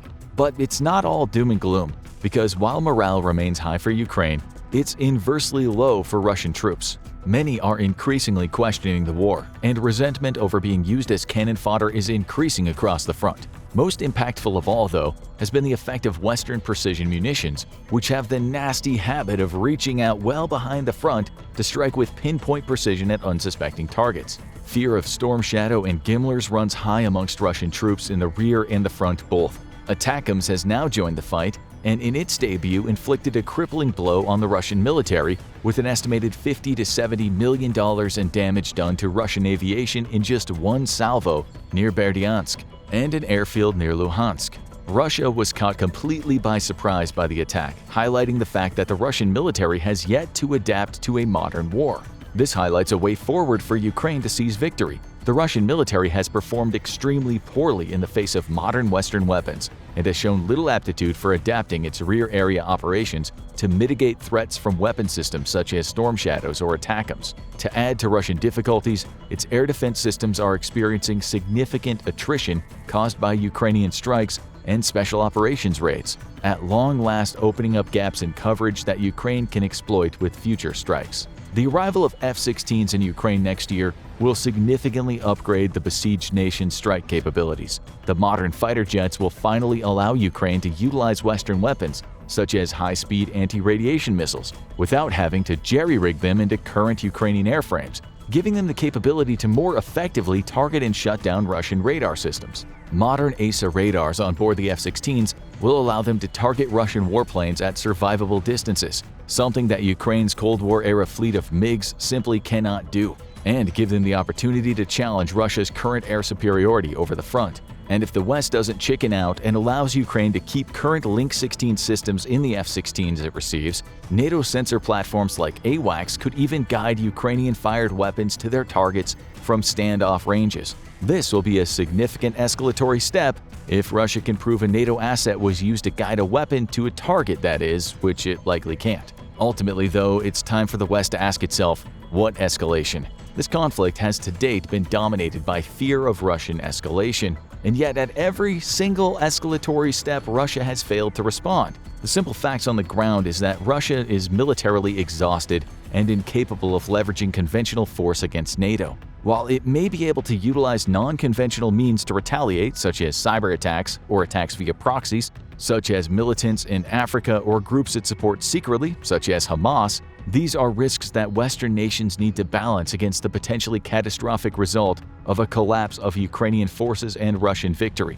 An extension of Russian power into Eastern Europe would trigger an immediate arms race in the region and signal the weakness of Western nations to defend their allies and interests, only encouraging other bad actors to challenge the current global order. This isn't really an excuse either, as even now Russia could successfully launch attacks on the West through these proxies. Without aid from the US, Europe is completely incapable of responding to any conflict even on their own borders, let alone far from home, such as a major conflict instigated by Iran in the Middle East. But the US faces its own pacing challenges in the Pacific, and while still a capable, incredible global force, a failure in Ukraine could result in catastrophic loss of faith by regional US partners such as Taiwan, South Korea, the Philippines, and Israel, who all face their own and very significant threats. The global peace dividend stemming from the end of the Cold War is well and truly over, and the Ukraine war was only the opening shot of a new age of global conflicts. The age of peace is over, and this is something the public needs to accept. With the current liberal global order championed by Western powers and their Asian allies under attack by threats such as Russia, North Korea, China, Iran, and a vast network of extremist and criminal networks who all wish to reshape the world in a more authoritarian image. If Ukraine loses this, it'll be because the West allowed Russia to win, and will only result in even more conflict in the future. But to secure victory, the West must supply Ukraine with adequate amounts of equipment, instead of the drip-fed approach that it's taken thus far. The entire war rests on a hinge point, and victory is possible if Ukraine can strike deep behind Russian lines at its vulnerable rear to create unacceptable human and financial costs to the invaders. It won't do that with the pithy amounts of Western arms it's been given to date though, and it'll never succeed as long as the West deters itself for fear of imaginary escalation. With the fight in Ukraine turning against it, in May Russia deployed a brand new superweapon dubbed the Terminator. This armored monster promised to make Swiss cheese out of Ukrainian defenders when it joined the fighting near Severodonetsk. But did Ukraine turn out to be the Sarah Connor to Russia's Terminator? It's a weapon born from a very painful lesson in Russia's 2 wars in Chechnya. Caught in dense urban combat, Russian armored troops were famously savaged by Chechen fighters, who rained down rocket-propelled grenades from above onto the thin top armor of Russian tanks. Superior knowledge of the city and access to the upper floors of buildings around the battlefield allowed Chechen hunter-killer squads to quickly decimate columns of armored vehicles before melting away, all without receiving so much as a single round from a Russian tank in return. But like most tanks, Russian tanks have a very limited ability to swing their main cannon upward. But this vulnerability is also shared by Russia's BMP infantry fighting vehicles. Deployed to support tank offensives in dense urban jungles, this means that Russian vehicles can do nothing to defend themselves from attack in the upper stories of nearby buildings. While a machine gunner in the turret of a tank may provide some protection, they're really only turning themselves into sniper bait. The United States faced a similar problem during the initial offensive against Iraq's military in the second invasion of the nation. One key difference, though, meant that while Russian tanks were turned to scrap metal at a truly terrifying rate, American tanks suffered only extremely nominal losses. That difference was doctrine. US and Western countries long ago learned that armor was extremely vulnerable to enemy ambush via tank hunter-killer teams armed with anti-tank missiles and rocket-propelled grenades. The mighty behemoths had a huge chink in their armor, and the solution was infantry. Today, Western militaries heavily support their tanks with dismounted infantry, who are tasked with clearing buildings and responding to threats from above. Russia, however, kept its infantry inside the perceived safety of their armored vehicles, with very predictable results. Over a decade later, the war in Ukraine has proven that Russia has learned very little, but they have at least fielded a terrifying new weapon dubbed the Terminator to try to mitigate this glaring weakness. While the West learned to deploy infantry alongside tanks, Russia's answer was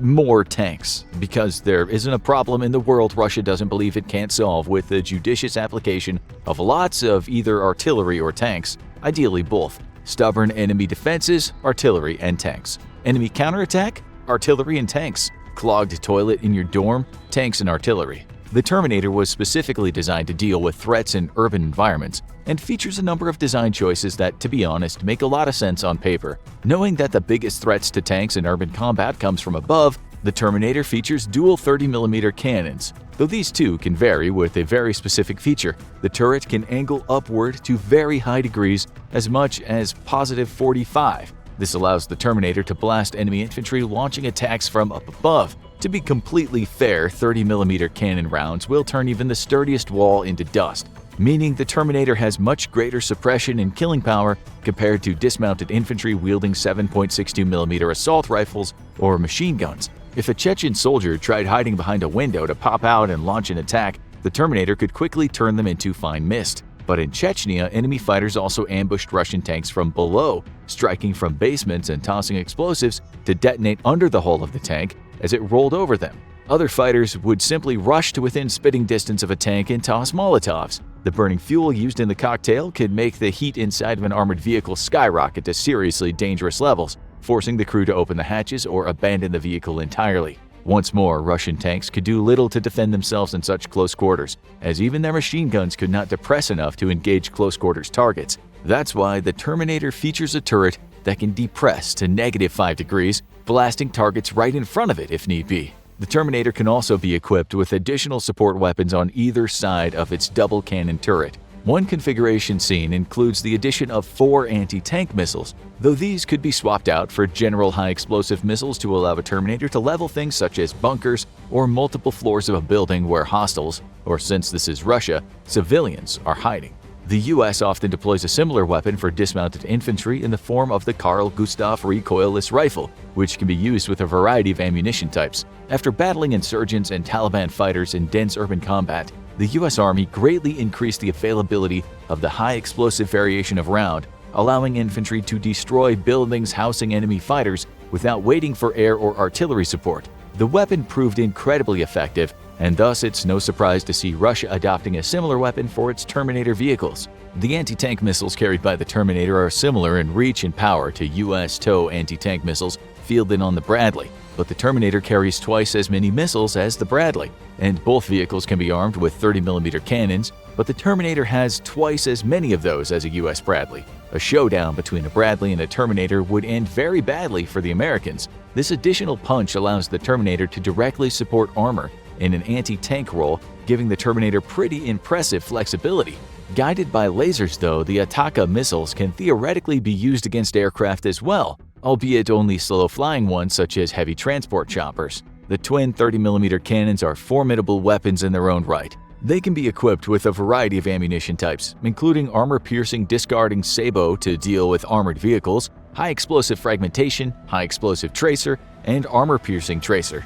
The various rounds give a Terminator a range of 2,500 to 4,000 meters, but the most unique feature is that the Terminator was designed to be equipped with one type of round in one cannon and another in a second. This way, the Terminator could easily take on both enemy infantry and vehicles simultaneously without needing to exit the vehicle for a dangerous reload after its 850 bullets run out. Initially, the Terminator was also designed to feature the ability for the gunner to designate different targets for each cannon, though that proved to be an absolute mess logistically and very confusing for a gunner to manage. The capability was scrapped and the Terminator now has fixed cannons for ease. With advancements in artificial intelligence, though, this capability may eventually be restored. The Abrams X demonstrator from the US showed an AI that was actually able to automatically designate, though not fire on targets. Backing up the main cannons is a 7.62mm machine gun with 2,000 rounds, as well as twin grenade launchers. The Terminator can carry a truly frightening number of grenades, up to 630mm grenades in total. Its automatic grenade launchers can spit out high-explosive rounds at a rate of 420 to 480 rounds a minute, depending on the type of launcher installed, with each grenade having a kill radius of 7 meters and a range of 1,700 meters. To detect and engage targets, the Terminator features modern all-weather sights with the inclusion of thermal vision. The commander and gunner both have their own separate sights, though the gunner can make use of the commander's sight if his becomes damaged or destroyed. The computerized fire control system uses a laser rangefinder, like in a modern tank, to provide accurate fire and automatic stabilization even while moving at high speeds, which is useful because the Terminator is pretty speedy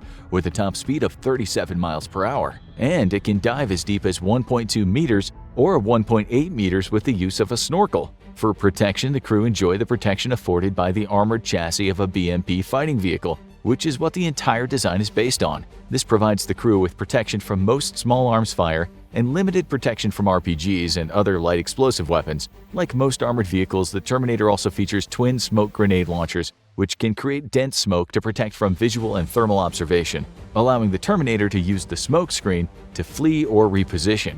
On paper, the Terminator is a formidable machine that should excel at the urban combat it was designed for. So, why have they failed to turn the tide of war for Russia? When news broke that the Terminator was being deployed in May 2022, Russian military bloggers hailed the defeat of the Ukrainian armed forces. Nothing could stand against this revolutionary weapon of war, the likeness of which did not even exist in any Western military. But it turns out that plenty of things could stand against the Terminator, including the same infantry it was supposed to crush under its armored treads. The biggest problem with the Terminator becomes immediately obvious upon simple inspection. While the hull of the vehicle is armored to protect the crew, very little thought was given to protection of the vehicle's actual weapon systems. Unlike a Bradley fighting vehicle, the turret of the Terminator is very lightly armored, with the only real protection being given to the missiles, which feature armor to protect from splinters and shrapnel. This leaves the Terminator's weapons extremely vulnerable to concentrated small arms fire, let alone return fire from a similar caliber weapon in the 30mm range or explosives. The next problem with the Terminator is that Russia doesn't quite know how to use them yet. There really is no equal amongst Western militaries, but that's because the West uses dismounted infantry to protect its armor in urban combat. Currently, Russian doctrine states that while fighting in urban combat, each tank is protected by 2 Terminators, while in open terrain, each Terminator is protected by 2 tanks.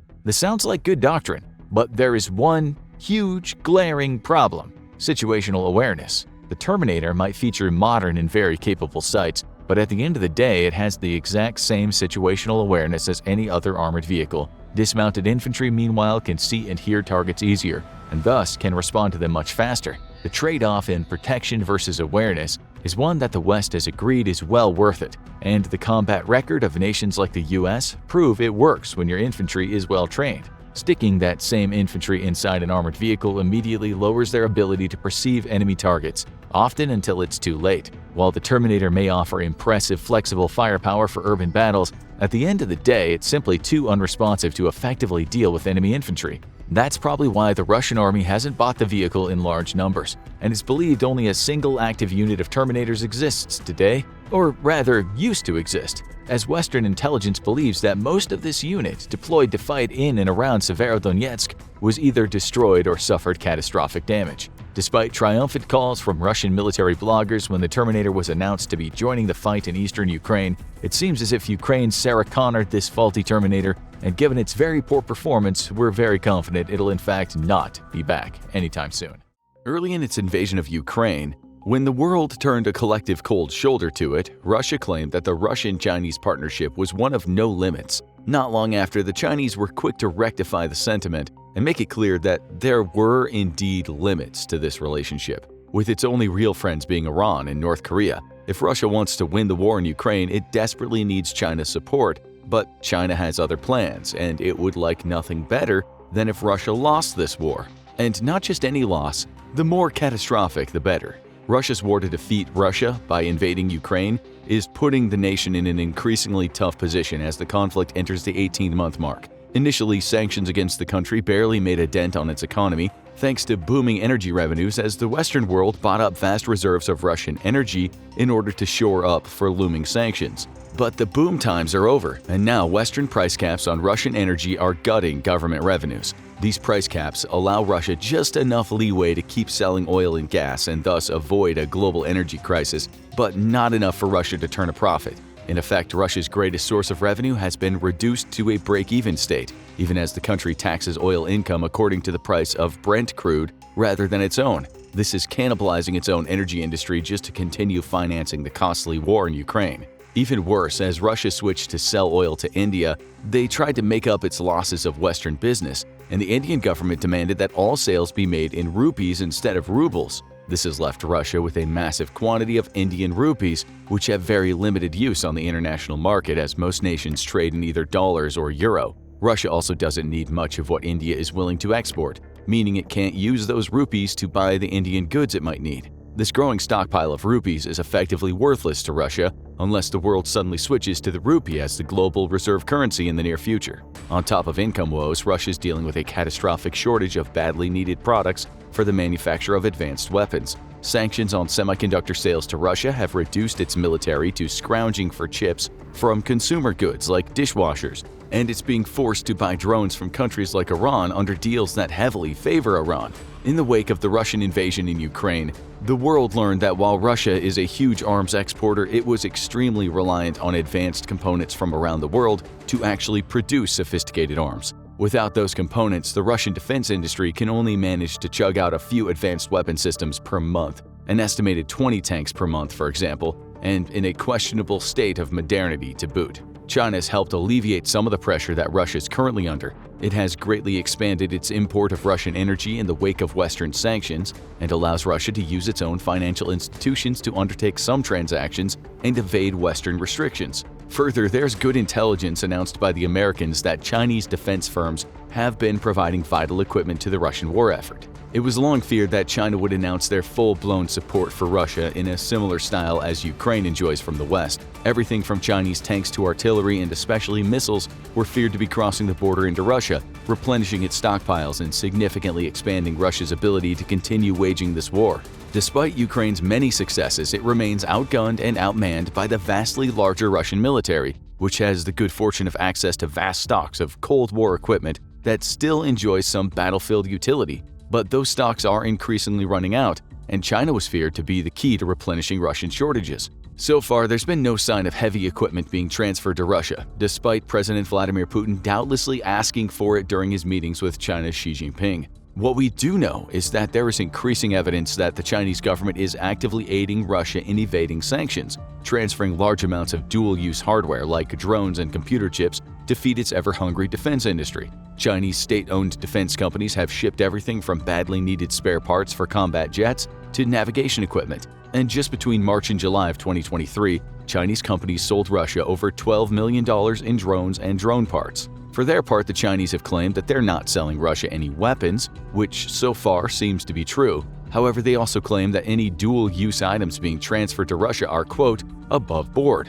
This is objectively false, given that it took U.S. intelligence and third-party researchers to begin to discover the scope of what China is supplying to Russia. But it's not just parts that could be used in military drones that China is sneaking into Russia. China is now the largest importer of Russian oil in the world, dethroning India for that title in March of 2023. While Russia has not been able to make up all it lost in sales to the West, China now imports twice the amount of liquefied petroleum gas than it did in 2021, and crude oil imports are around 1.65 million barrels a day. One of the most painful blows to the Russian economy was sanctions by the West, which forbade Western insurance agencies from insuring any ship used to transport Russian oil. This meant that Russia didn't just lose access to European tanker fleets, but to international fleets insured by European companies. That left it with few options with which to ship oil, given that pipelines to alternate markets are few and so specialized that only very specific products could be sent through them anyway. But here too, China's helping Russia out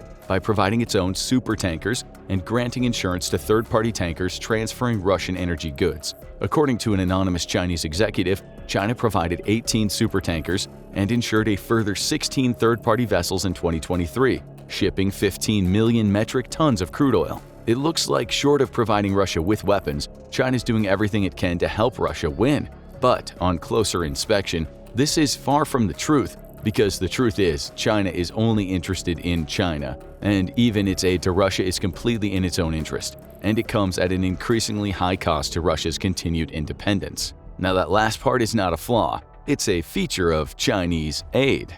China's been accused of using its Belt and Road Economic Initiative to spread what some have called, quote, debt trap diplomacy. There's varying levels of truth to this, but when looking at China's alleged support for Russia, it's hard to not see how China has its own interests front and center, to the great detriment of the Russians. Firstly, most of the transactions between Russia and China are now being conducted with the Chinese yuan, with the amount of total Russian exports conducted in yuan increasing from half a percentage point pre-war to 14% today. This is both a reflection of Russia's increasing shift toward Chinese markets and the Chinese demanding that trade be conducted in their own currency, strengthening the Chinese yuan directly. For the first time in history, the Chinese yuan is the most used currency inside of China itself for cross-border transactions. Globally, the yuan, or renminbi, rose to 2.7% of global foreign exchange reserves in 2022. This is good news for China, but bad news for Russia, since, like its situation with India, it's now left with huge cash reserves of a currency that only a very small amount of global trade is undertaken with.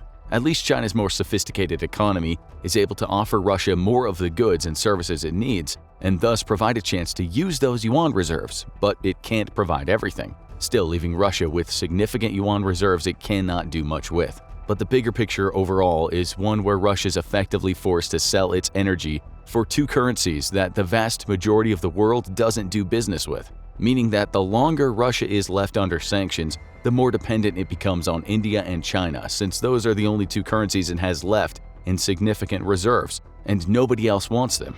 China's political support is likewise completely self-serving. When Russia announced its no-limits partnership, China was quick to correct the record in order to not offend the West, where it has significant investments. To date, Chinese support has been tepid at best, with the nation calling for a, quote, equitable peace for both sides. What exactly that entails remains ambiguous, with China careful to word its 12-point peace plan in a way that leaves it completely unclear as to how it views a valid resolution to the war in Ukraine.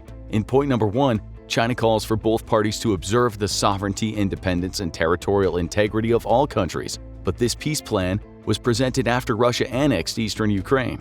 So, does China support returning Ukrainian sovereignty to the annexed provinces, or does it support Russian claims of sovereignty? Nobody but the Chinese know, leaving their position pleasantly ambiguous, to their own benefit and to the detriment of Russia. With most of the world not recognizing its annexation of Ukrainian territory, Russia needs a significant world power to recognize its claims, or it'll lose them entirely. But as the world becomes increasingly polarized between liberal democracies and authoritarian dictatorships, why would China not fully embrace a like-minded authoritarian state? Why, in reality, does China want Russia to lose the war in Ukraine? It all comes down to what China needs in order to continue prospering and pursue its ultimate goal of dethroning the US as the sole global superpower. And Russia has everything China needs to accomplish this. Relations between the two states have varied wildly, from warm friendship during the first part of the Cold War to mutual distrust, and even outright border conflicts in the second half.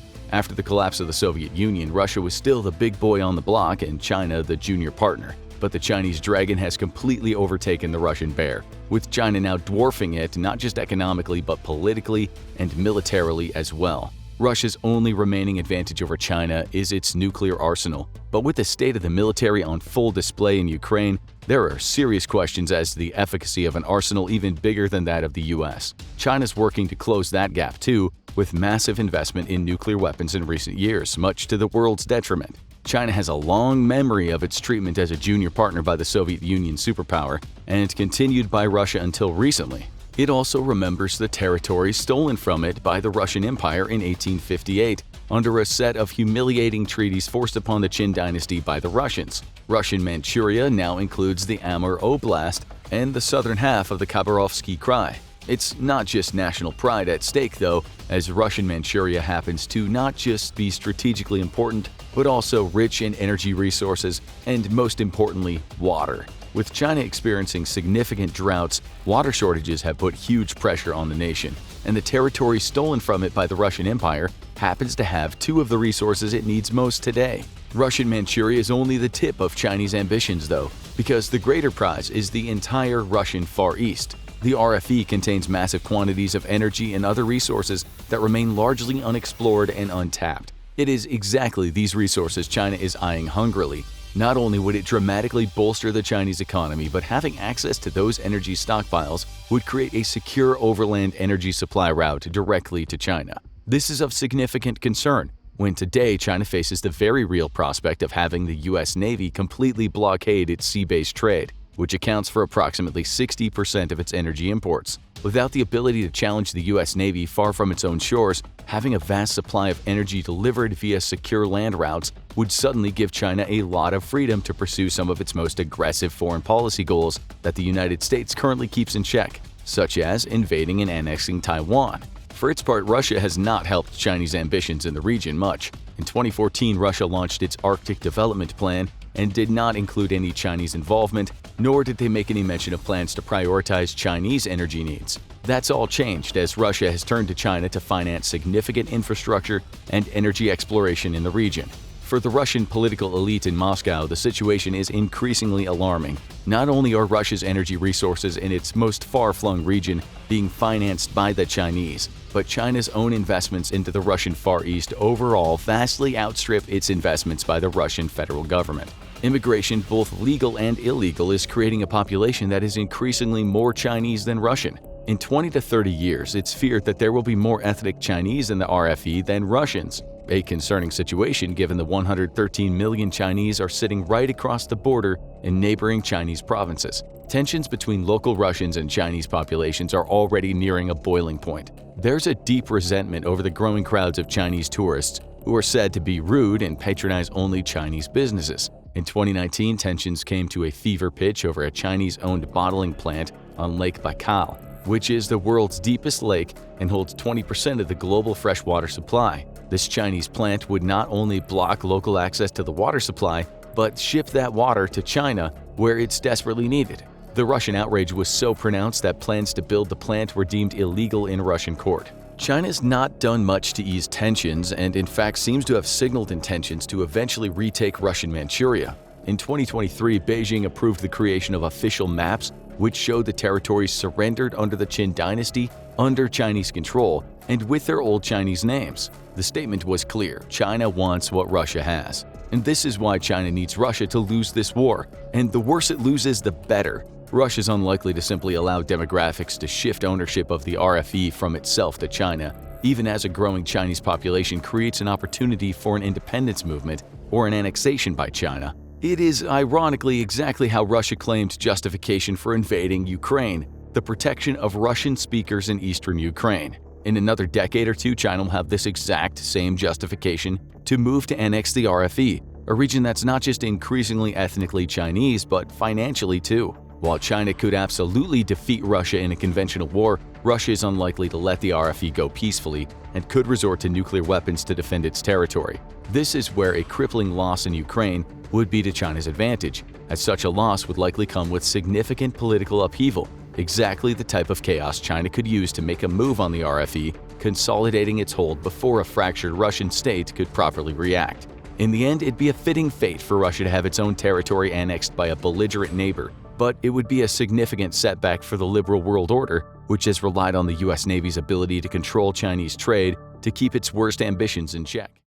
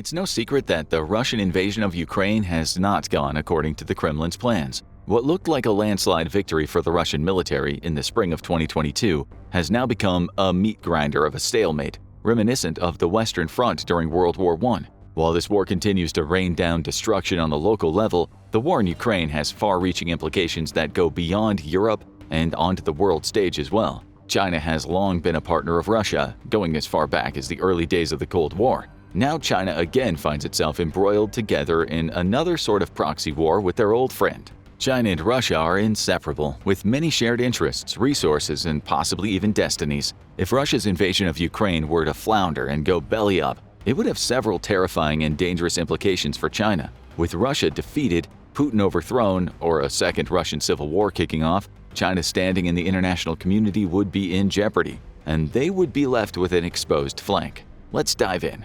Starting off with the most immediate consequence, the balance of world power. The fighting in Ukraine is, depending on who you get your news from, not going according to plan for the Kremlin. They assumed that they would roll over Ukraine in a matter of days, sweeping aside their small military and taking over key cities. That clearly did not happen.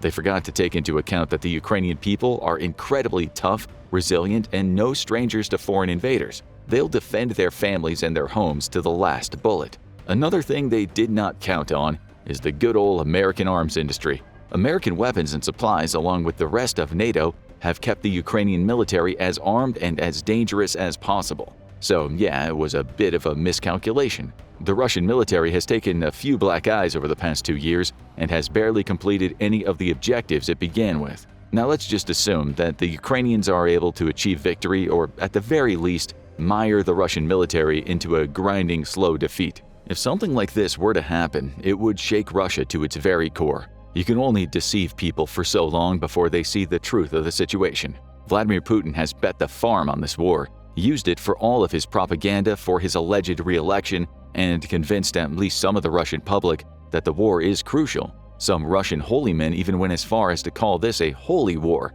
Long story short, Russia simply cannot afford to lose this war, and neither can China. So what happens to China if Russia loses and/or collapses? From a strategic point of view, China would be very lonely on the world stage. The loss of Russia as a serious partner and deterrent to the West would shift the balance of power away from China. China would be left with Iran and North Korea as the top allies against the United States, Great Britain, and all of NATO. A situation like this is something that she is desperately trying to avoid. Chinese military planners have been studying the war in Ukraine as a classic example of what not to do and how to turn the entire world against you.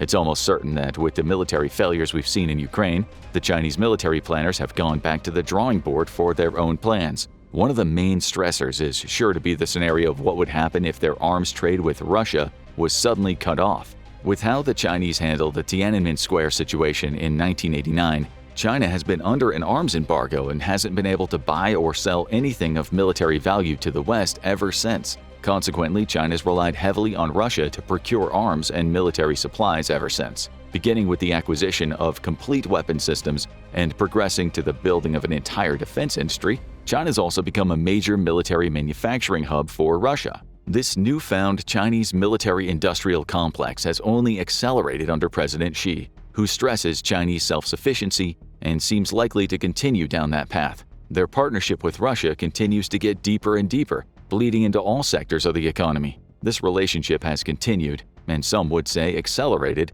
since the war in Ukraine began, with China circumventing worldwide sanctions against Russia. While China is not outright admitted to giving military help to Russia, it's not a huge leap of the imagination.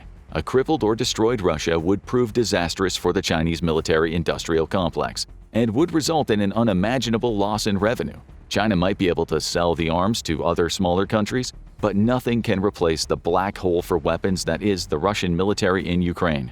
Outside of the defense industry, China is one of the largest energy importers and consumers. Although it produces a lot of energy, oil, and gas, it needs to import a large amount to keep up with the demand of its growing economy. It's also the world leader in the production of electric vehicles, which require a lot of resources. On top of all that, China is the world leader in coal production and a major consumer of it as well. Because of this, China is constantly the worst emitter of greenhouse gases around the world. China accounted for about a quarter of the world's consumption in 2022. It consistently ranks in the top 3 consumers of oil, gas, coal, nuclear, hydro, wind, and solar power. Its overall energy consumption rate has been steadily increasing over the past decade. Its consumption continues to outpace its production, and this has turned China into a major importer, importing around 85% of the energy it consumes from abroad. China's importation of Russian oil and gas has only increased since the beginning of the war in Ukraine. This is due in part to their increasingly close partnership, but also due to the war in Ukraine and the sanctions and embargoes that followed. With the completion of the Eastern Siberia Pacific Ocean Pipeline (ESPO) in 2011, Russia has been able to efficiently get its oil to consumers in Asia, especially China. In 2022, Russian oil exports to China grew by 16%, and Russia became the largest oil supplier to China. In addition to this, China has become one of the largest recipients of Russian gas. Before 2019, Russia supplied 3% of China's gas, but ever since the completion of another pipeline, the Power of Siberia 1, Russia has become China's 4th largest supplier, growing to 8.5% of their imports. That number has grown even further since then, with some estimates saying that since 2022, Chinese imports of Russian gas have increased by 50%. A larger pipeline is currently being built, and when completed, it'll only increase the trading partnership between the two nations and help Russia make up the ground they lost when their gas exports were shut out of Europe. If Russia were to fall or become destabilized, this could drastically affect every facet of the Chinese economy and its military. While the Chinese government is careful not to overly rely on one supplier, the amount of Russian oil and gas they use cannot be ignored. If the worst were to happen, China would have to replace that oil and gas to maintain the pace of growth. As international tensions between China and the West continue to grow, they may have to get a little creative to meet their demand. They could increase their reliance on Venezuela or Qatar to fill the gap. But if the supply cannot meet the demand, then this could become a bit of a sticky situation rather quickly. A Russian decline would only strengthen the West and give them more confidence in their advantages over the Chinese. In the global power struggle between East and West, both sides are always looking for an edge, something to knock the opponent down a peg. China suddenly finds itself feeling very lonely, or at the very least unsupported on its side of the table, and the West might do something bold to shake things up economically as well. Besides the obvious sanctions and tariffs that could be imposed, China has much bigger fears about the survival of its latest project. The Belt and Road Initiative is a massive infrastructure undertaking, often referred to as the New Silk Road. If you remember from history class, the Silk Road was the first of its kind. A series of trade networks connected East and West in a dazzling display of wealth and international cooperation. Cultures and religions mixed like never before, planting the seeds of globalization. For all their bloodlust and shocking levels of violence, the Mongols actually saw the value in the Silk Road and kept it going. President Xi Jinping launched the Belt and Road Initiative in 2013 to increase Chinese influence around the world. The project seeks to link Asia with Africa, Oceania, Latin America, and Europe through a series of development and investment opportunities. I know what you're thinking. Is this just a way for China to expand its military around the globe? Maybe, and you aren't alone in thinking that. Many world leaders, including President Biden, are very skeptical of the true nature of this initiative. The initiative will create new railways, energy pipelines, highways, and border crossings. The goal is to connect former Soviet republics like Kazakhstan and Tajikistan with Pakistan, India, and Southeast Asia. The overland connection would flood Asia with more Chinese currency than ever and boost economies across the continent. In addition to this, China has funded hundreds of economic zones and industrial areas in their own country that are supposed to create jobs and stimulate growth. The second part of this plan involves maritime trade and could see investment worldwide. China has agreed to invest in port development along the Indian Ocean, all over Southeast Asia, East Africa, and parts of Europe.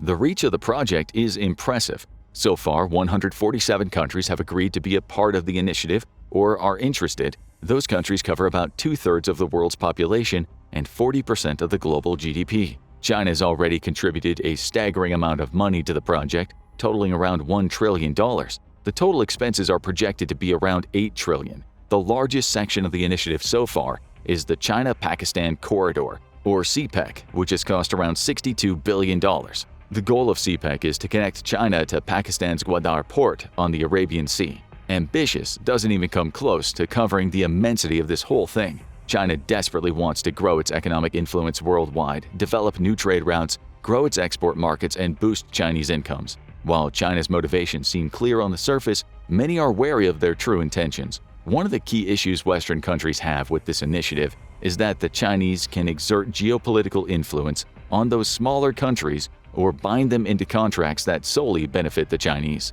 In some cases, China retains the right to demand loan repayment anytime. This gives China the ability to strong-arm smaller countries into being on the Chinese side of things on issues such as Taiwan or their treatment of the Uyghurs. For this project and the interests of the Chinese abroad, they need the scales of power to stay where they are. They have far too much to lose. Time will tell how this incredibly ambitious project pans out. But another major source of fear for the Chinese is the backlash they might receive when it comes to the Uyghurs or Taiwan. If there suddenly was a massive shift in global power to the West, the CCP would be in trouble for the way it's treated the Uyghurs. The Uyghurs are a Muslim minority ethnic group that lives primarily in northwestern China. In recent years, the CCP has come under tremendous scrutiny for its alleged persecution of this group.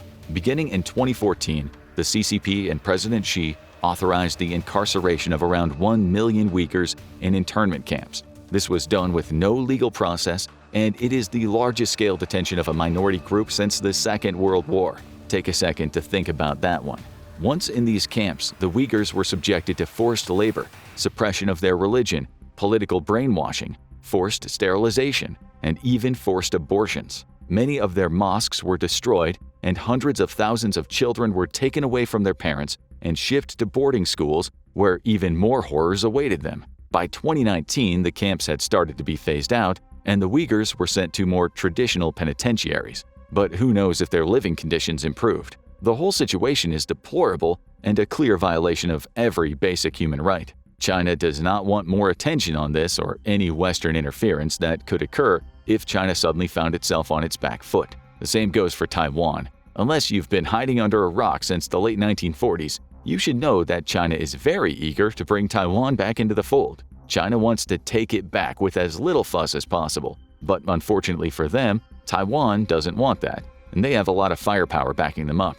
Seeing the Russian invasion of Ukraine flounder the way it has surely has pushed back any Chinese plans to take Taiwan by force. Now on paper, the People's Liberation Army, or the PLA, is just as impressive and well-armed as its Russian counterpart. It has state-of-the-art weapon systems and enough manpower to intimidate anyone.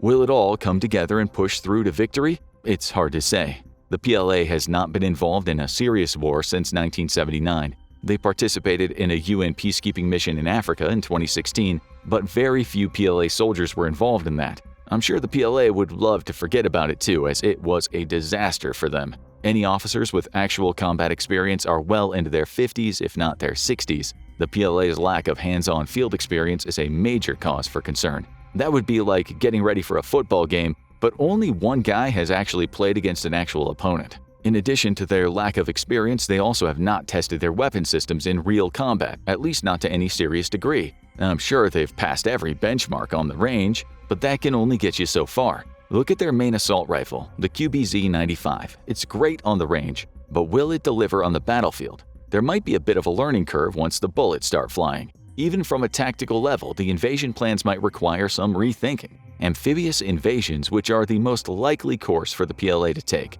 are challenging. Weather and surprise play large factors in the success of those operations, and both seem unlikely to favor the PLA. The Taiwanese defense is outfitted with state-of-the-art radar systems, as well as some assistance from the US government's satellites and drones. If everything is operational, they'll see any invasion coming from a long way off. The only real chance the PLA has here is a coordinated strike with cyber attacks that blind Taiwan and the US radar and reconnaissance devices. As if that wasn't enough, the weather in the Taiwan Strait can be unpredictable and volatile at times. The area can experience typhoons, dense fog, high winds, tropical storms, waves up to 20 feet high, and even 2 different monsoon seasons. An amphibious invasion is a logistical nightmare all on its own, even before you add in inclement weather. If PLA troops were able to make it ashore, they would face a fortress of defensive works. The Taiwanese have spent the last few decades rearming and preparing to defend their island against what seems like an inevitable invasion. They built defensive fortifications and tunnels into the rugged topography of the island, to move troops and supplies to various positions without exposing them to enemy fire. In addition to this, the Taiwanese soldiers are planning to use a strategy that's been leveling the playing field in Ukraine, that of asymmetrical weapon systems. Weapons like the Javelin or Stinger missile systems can be extremely effective and can level the playing field for smaller armies facing much larger ones. These portable weapons can maximize your advantages, like stealth and speed, while minimizing the enemy's armor and numerical advantage. So even if the invading forces are able to put boots on the ground, they'll face a tremendous challenge once they begin inland. They'll face a determined enemy with well-supplied, well-prepared defenses who have been waiting for this day for a very long time. Another major roadblock to Chinese ambition is the United States' bases and forces, which are always within striking distance of Taiwan. The United States military has several bases around Taiwan in countries such as the Philippines and Japan. In 2014, the U.S. signed the Enhanced Defense Cooperation Agreement, EDCA, with the Philippine government, which allowed the U.S. to build 9 military bases, rotate troops through the country, and train local forces. Japan has a similar agreement, and the U.S. has about 20 bases currently in the country. More recently, U.S. Special Forces units have been rotating through some of the small islands surrounding Taiwan. Much to Chinese annoyance, this move is seen as a further provocation of an already unfriendly situation. In addition to supplies and advice, the U.S. and Taiwan have defense agreements in place that would see the U.S. theoretically help defend the island. The wording of the agreement is somewhat vague, but it's clear enough that the Chinese will get the picture. Attack Taiwan and the situation becomes an international crisis between two nuclear superpowers very quickly. The situation is fragile, to say the least. The high-level planners in the PLA and the CCP are very cautious about how to proceed. They've seen the Russian invasion of Ukraine and are trying to learn from their mistakes. They don't want to overextend themselves and get drawn into a war of attrition like the Russians have. A prolonged conflict is exactly what the CCP wants to avoid. COVID was a trying time for China. Its people were oppressed, their freedom and civil liberties were systematically stripped from them, and things became more and more like 1984 every day. Unrest and outbursts of protests were common during the height of the COVID-19 pandemic, and a potentially unpopular war was one thing the CCP did not want. It wouldn't be the first time a war took a turn for the worst and caused the citizens to rise up and overthrow the government. That possibility alone is giving the CCP pause as it considers the next steps when it comes to Taiwan. The last thing that Xi and the CCP want is to emerge weaker and more isolated from a botched invasion of Taiwan. Now, you can guarantee that any invasion in the near future will be as well prepared as humanly possible to avoid a pitfall similar to Ukraine, but the outcome is far from certain. All in all, the war in Ukraine has rippled across the world and it's impacting the actions and policies of many countries. One of the countries that's watching the action the closest is China. They are deeply embedded with the Russians both militarily and economically. Their trading of arms and energy is critical to the growth and future of both nations. The last thing China wants is for there to be a shift in global power that leaves the United States and the West in a position to go after China. On the surface, the war in Ukraine looks like it's a fight between Ukraine and Russia, but in reality, it's the pinnacle of a global power struggle that threatens to derail the fate of many nations. Time will tell.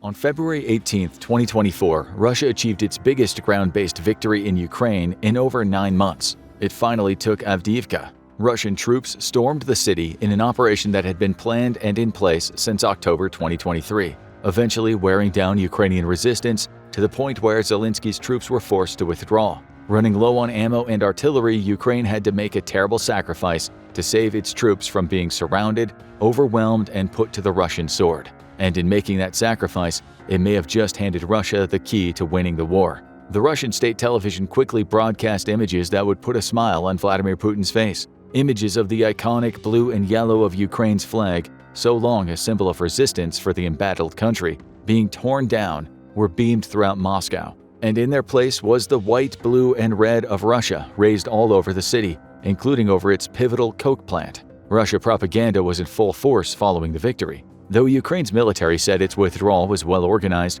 resulting in minimal casualties, Russia painted a different picture. It talked of troops in disarray, terrified of the mighty Russian advance, rushing to get out of the city before they were killed or captured. Make no mistake about it, taking Avdiivka was a major victory for Russia and Putin.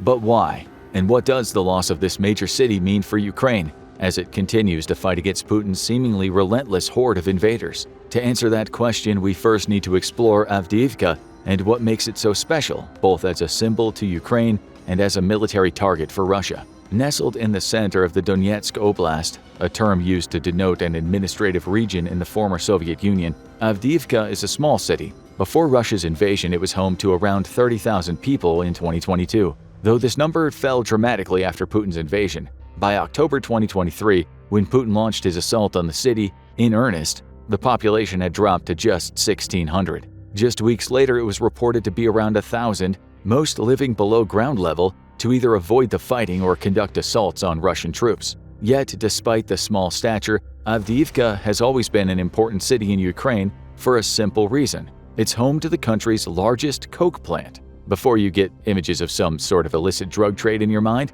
a coke plant is responsible for transforming coal into the coke needed to make steel within a blast furnace. The coke serves a dual purpose. It offers the heat required to melt the ore used to make the steel, and it serves as an oxygen thief by pulling all the oxygen out of the ore to leave only the pure iron needed to make the steel behind. That plant hasn't exactly been operational since the start of the war, but it was something of a symbol to Ukraine.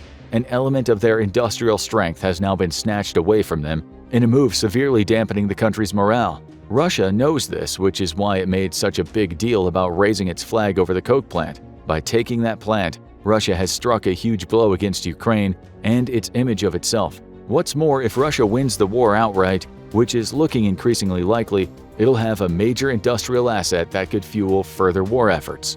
But it's not just the coke plant that makes Avdiivka so important. It's the city's tactical position. Back in 2014, a group of Moscow-sponsored separatists captured Avdiivka in a move that can now be seen as an omen of what was to come 8 years later. Ukraine responded to that group's efforts, which saw it take large portions of eastern Ukraine with force, eventually taking the city back before building fortifications to prevent a similar event from happening again. The city became a fortress, littered with a network of concrete bunkers and tower blocks that give occupying troops a huge advantage over the invaders. Avdiivka was seen as a city that simply couldn't be stormed without the invading party experiencing massive losses. Plus, the coke plant mentioned earlier wasn't just one of Europe's top coke producers, it also served as a weapons depot and a military base during the war. In taking the city, Russia now has control of territory it can fortify with more troops than Ukraine was capable of leaving to defend the city. A counteroffensive could now be out of the question. After all, if Avdiivka was so difficult to take for the larger and better equipped Russian army, it'll be doubly harder to retake for the Ukrainian forces that are struggling to find the munitions they need to defend their territory, much less launch a full-scale counteroffensive. For Russia, taking Avdiivka also means they're protecting themselves. Many see the city as the gateway into the Donetsk and Luhansk oblasts, over which it's maintained unsteady control of since the attacks by Moscow-sponsored separatist groups in 2014.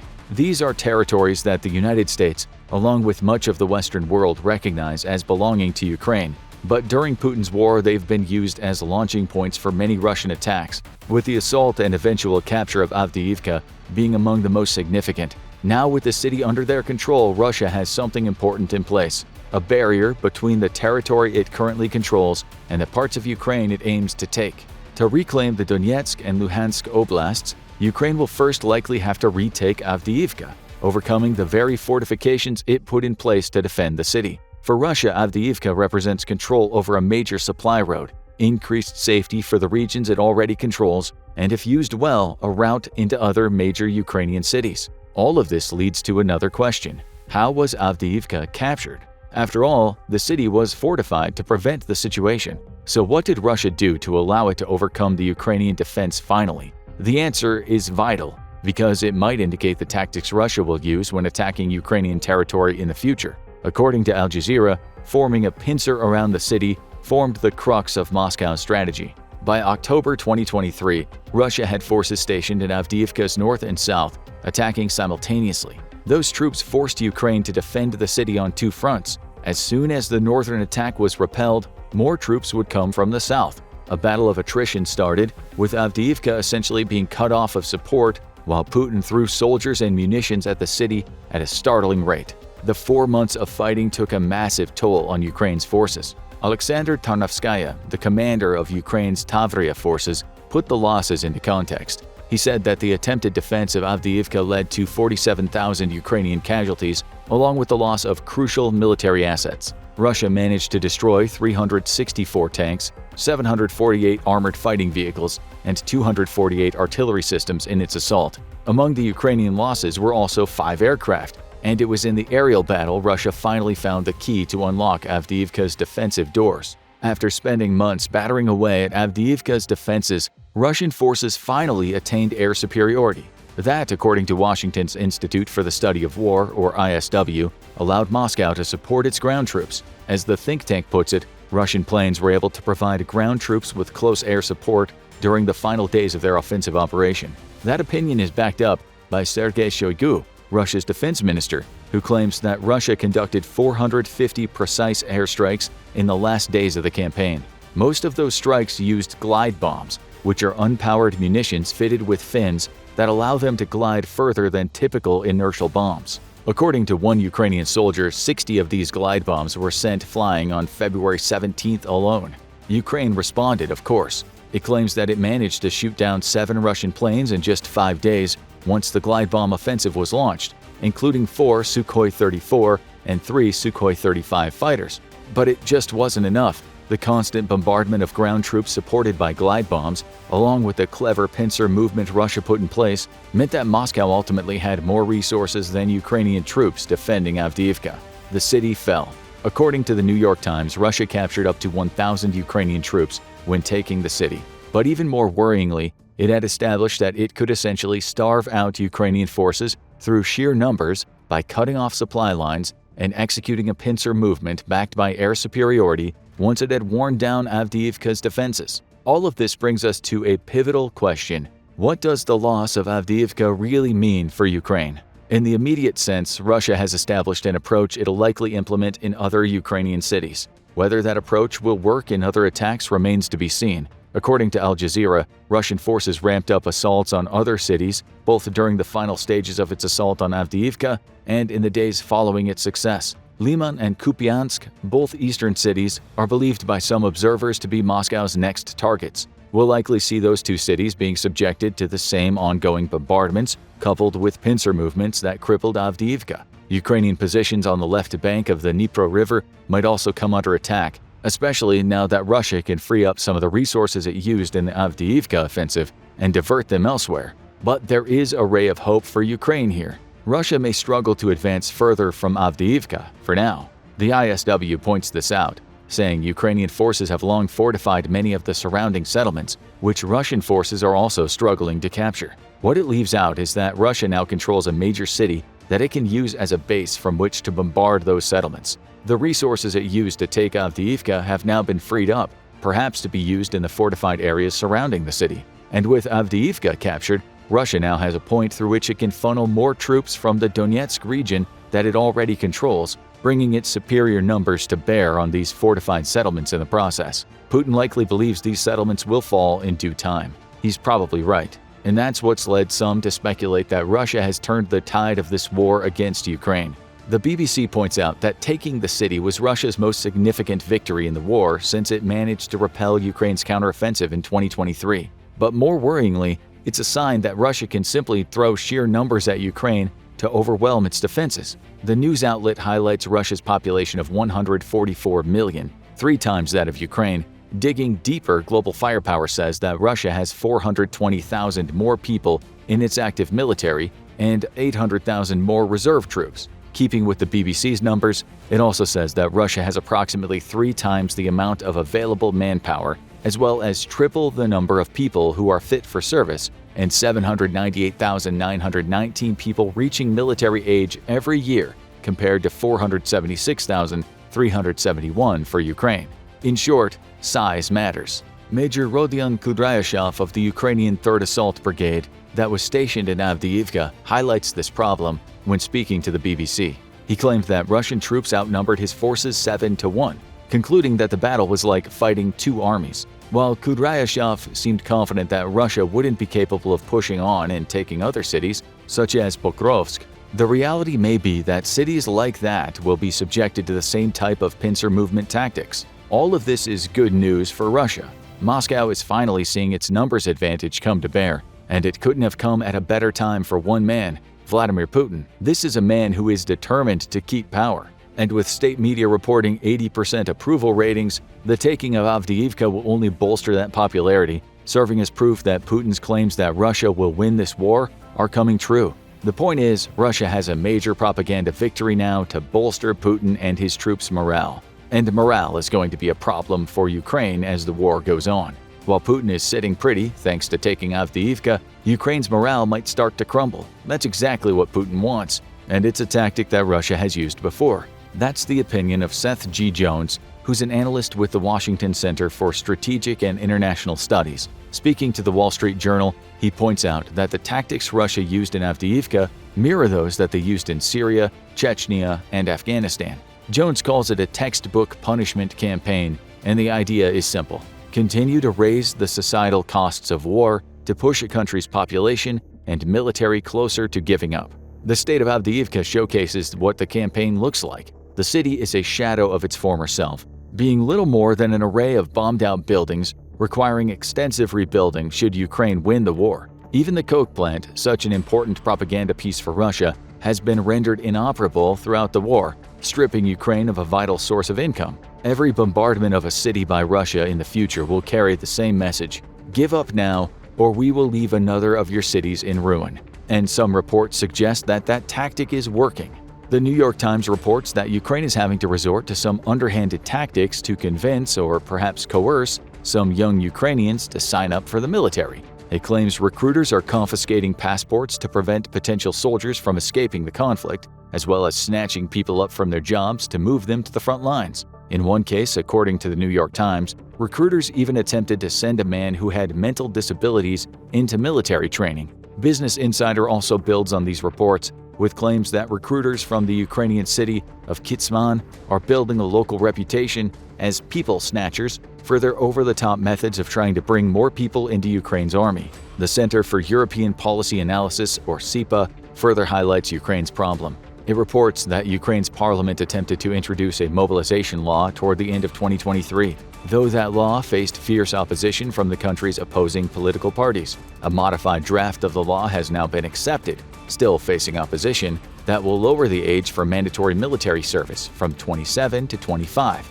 The law would also force every Ukrainian man between 18 and 60 years of age to set up an electronic account on the military sign-up website, confirming they're a potential recruit and putting them in line to receive call-up letters. Ukraine will impose sanctions on anyone who refuses the call. It all paints a picture of a country struggling to find the manpower needed to battle against Russia's relentless offensive. As highlighted earlier, part of the issue lies in the fact that Russia simply has more soldiers. But Ukraine's leadership also has to face the likely possibility that after over 2 years of war, its population is starting to lose its appetite for the fight. Moscow is breaking the will of Ukraine's potential soldiers, even if the country's leadership wants to continue the fight. And with its victory in Avdiivka, Russia has shown Ukraine that it can win important territory and will likely continue doing so.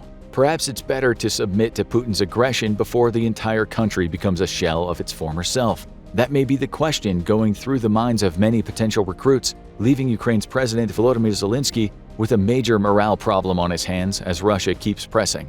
It all leads to a sad conclusion for Ukraine. It can no longer win the war. At least that's the opinion of Anatol Laivin, who directs the Quincy Institute for Responsible Statecraft's Eurasia program. Writing for Time magazine, he points out that Ukraine's strategy now appears to be stay on the defensive, especially following its failed counteroffensive in 2023, hoping to wear Russia out in a long war of attrition. Let's say that strategy succeeds. Russia eventually decides to end the war. Ukraine would still have to accept that Donetsk, Avdiivka, and all the other territory that Russia claimed during the fighting would be lost. Putin will never return that territory to Ukraine if he comes to the negotiating table, meaning that even a ceasefire caused by Russia losing its appetite for its war of attrition will not mean Ukraine returns to what it once was. Having spoken to some Ukrainians in private, Laivin also points out that several agree that it's better to lose the territory Russia already claimed in return for peace. The alternative is to spend many more years fighting a bloody war that will simply continue taking a severe toll on the country. After all, its advantages are lost, argues Laivin. At the beginning of the conflict, Ukrainian troops outnumbered Russians by 3 to 1. That was a sign of Russian hubris. Moscow sent fewer troops than needed because it believed Ukraine would crumble. It didn't. As Putin realized he needed more, he drew from the near-endless stock of manpower he had to reverse the situation to the point where Russian troops now outnumber Ukrainian troops inside Ukraine by at least 3-1. Russia can keep pumping more people into the country, but as we established earlier, Ukraine is facing serious problems recruiting people to match, never mind exceed Russia's numbers. So Ukraine now finds itself in a catch-22 situation. Keep fighting, perhaps for years, and lose more territory, more people, more of what Ukraine is to Russia, or submit now, surrendering the territory already lost in the process to achieve a peace that ultimately amounts to a Russian victory. There's one man who isn't ready for either eventuality just yet: Volodymyr Zelensky. On February 24, 2024, 2 years to the day that Putin launched his invasion and 6 days after the loss of Avdiivka, Zelensky took part in a ceremony at Hostomel Airport to mark the occasion. Standing around 12 miles from Kyiv, the site of Ukraine's first battle with Russia, Zelensky didn't entertain any thoughts of peace or surrender. His message was simple: Ukraine is 730 days closer to victory. In a rousing speech, Zelensky said, "Any normal person wants the war to end, but none of us will allow our Ukraine to end." He also said that any end to the war and any peace that results would have to come on Ukraine's terms. Simply put, neither of the two likelihoods for Ukraine, either a long-winded defeat to Russia or giving up the territory it has already lost, will be good enough. But Zelensky knows that Ukraine can't achieve the end of the war on its terms without help from other countries, which brings us right back to Avdiivka. In the immediate aftermath of losing the city, Zelensky was quick to point to Ukraine's supposed deficit of weapons as the chief reason why his troops couldn't withstand the Russian pincer movement. Unfortunately, keeping Ukraine in artificial deficits of weapons, particularly in deficits of artillery and long-range capabilities, allows Putin to adapt to the current intensity of the war, he claimed. Al Jazeera builds on this, pointing out that many in the country blame the stalling of $60.6 billion worth of aid to Ukraine in the U.S. Congress for emboldening Russia and allowing Putin to think that he could achieve victory in Ukraine. Perhaps they're right. Timofey Myolovanov of the Kyiv School of Economics points out that Biden's administration submitted requests for funds to send to Ukraine in the spring of 2022, but in 2023, the same administration waited until the fall, creating a delay that may have cost Ukraine dearly. Avdiivka demonstrates the cost of these political delays: human lives, lost territory, and encouraging Russia. To Myolovanov, and perhaps to Zelensky, the West's delay in sending more funds and equipment has at best prolonged the war, and at worst could be why Ukraine loses. Avdiivka is not simply another city lost. It represents so much more than that in the war between Ukraine and Russia. To Russia, it's a sign that it's winning the war of attrition. If it keeps throwing more people and artillery at its targets, it now has a tactic that it can see wears down its opposition to the point where Ukrainian morale will be so diminished that the country can't go on. But to Ukraine, the loss of Avdiivka is a reminder that the aid it's received from the West so far comes with political strings attached. It can no longer rely on unconditional support even as it frames itself as a defender of democracy. The war isn't lost for Ukraine yet. But as Zelensky points out, Russia's taking of Avdiivka showcases how vital foreign aid will be if Ukraine is to stand any chance of repelling Russia from its borders. And if that support doesn't come, the country may find itself in a position where there's no way that it can come out of the war on the winning side. Ukraine is on the verge of receiving 31 American M1A2 Abrams tanks, and their impact on the battlefield will be significant. There's a lot of hype surrounding the Abrams and its pending combat debut in Ukraine, tempered by losses of German Leopards and the first loss of a British Challenger tank. Ukraine is keeping vital intelligence close to its chest, as giving up any figures would tip off the Russians to their capabilities. However, it's believed that out of 71 Leopards that Ukraine received, 5 have been completely destroyed and 10 are currently undergoing repair. With 13 out of 14 Challengers still in service, it's absolutely astonishing how over the entire summer fighting season, Russia's only managed to destroy or disable 16 total Western tanks. Meanwhile, Russia's estimated to be losing 150 tanks a month, while producing between 60 to 90 a month. But Russian figures should be taken with a huge grain of salt, because they're counting the repair of disabled tanks and refurbishment of tanks in deep storage amongst the actual production figures. This should make Russia's problem obvious. Its stock of old Soviet equipment is only so deep, and some estimates say it's already drawn down as much as 50% of its inventory. What's left is basically the oldest and in-leased repair, which is not going to fare very well against Ukraine's much newer Western equipment. A T-54 or 55, for example, is simply not going to be anything for an Abrams, but a speed bump. 31 Abrams tanks are not going to win the war for Ukraine, and the US should and can do much more than this. With an estimated 3,500 Abrams in deep storage, the United States alone could easily equip Ukraine with 300 main battle tanks that Ukrainian commanders estimate they need to deliver a death blow to the Russian military.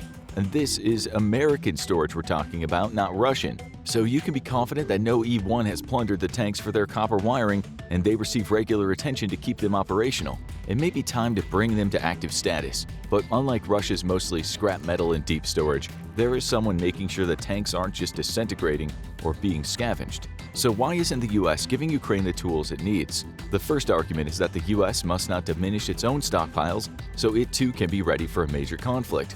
This is nonsense. The only likely conflict the US currently faces is against either China or Russia. In the Chinese scenario, US strategic thinking is evident in the fact that the Marines have divested themselves of their own Abrams tanks in favor of a lighter, more mobile footprint for Pacific fighting.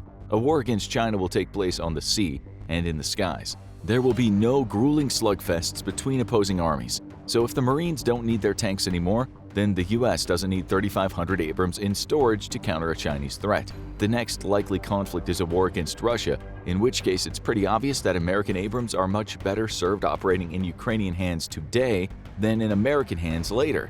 Ukraine is basically bringing one of America's and the West's greatest rivals to its knees all on its own. Supporting Ukraine in its war against Russia has been called the greatest investment of national defense spending in Western history by a plethora of analysts. The teeth of the Russian bear have been broken, and after it emerges from this war, it'll never be able to antagonize the West again unless the West allows Russia to win in Ukraine.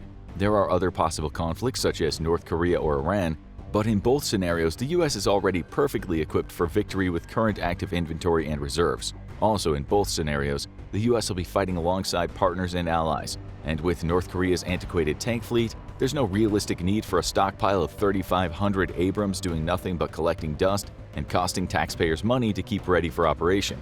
And it is a lot of money, with tens of millions of dollars spent keeping deep reserves capable of being reactivated, because unlike Russia, the US doesn't just put equipment behind a fence and then peace out for 60 years, only to return later and be shocked that Major Koruptovich and Private Conscriptovich stole the thermal sights and every inch of copper wire for vodka money. The only remaining argument for not adequately supplying Ukraine with enough tanks to bring Russian forces to their knees is the typical narrative of escalation. In case you're new here, Russia's warned with every new weapons shipment that the West was crossing a red line that could lead to escalation. Whether that's bringing NATO into the war itself or triggering a nuclear exchange, Putin's never really said, and instead left it to the West's imagination. And what an imagination the West has, with Europeans and Americans alike apparently terrified of Russian troops teleporting across time and space to invade Paris and Washington, D.C., or deciding that it's time to pull the plug on the human race by launching a global nuclear war. As we've highlighted before, the last thing Putin or the Russians want is an escalation with NATO.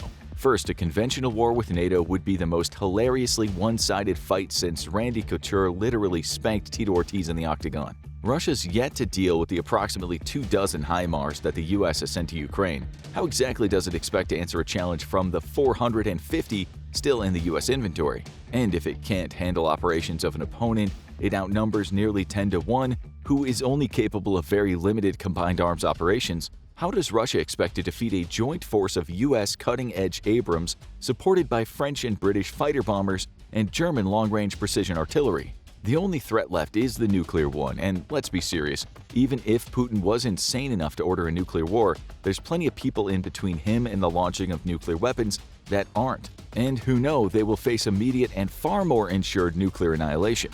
Because if the war in Ukraine has taught us anything, it's that Russian equipment is more neglected than that game you got on sale and never played. There's every likelihood that a significant portion of the Russian nuclear arsenal simply does not work, and it exists only for show. Given that the US has admitted to not being able to properly maintain its own vast stockpile of nuclear weapons, there's little chance that Russia, with its systemic budgetary woes and deep corruption, has been able to. We already know that corruption in Russia has struck deepest in the places that those executing said corruption believed would never be truly necessary.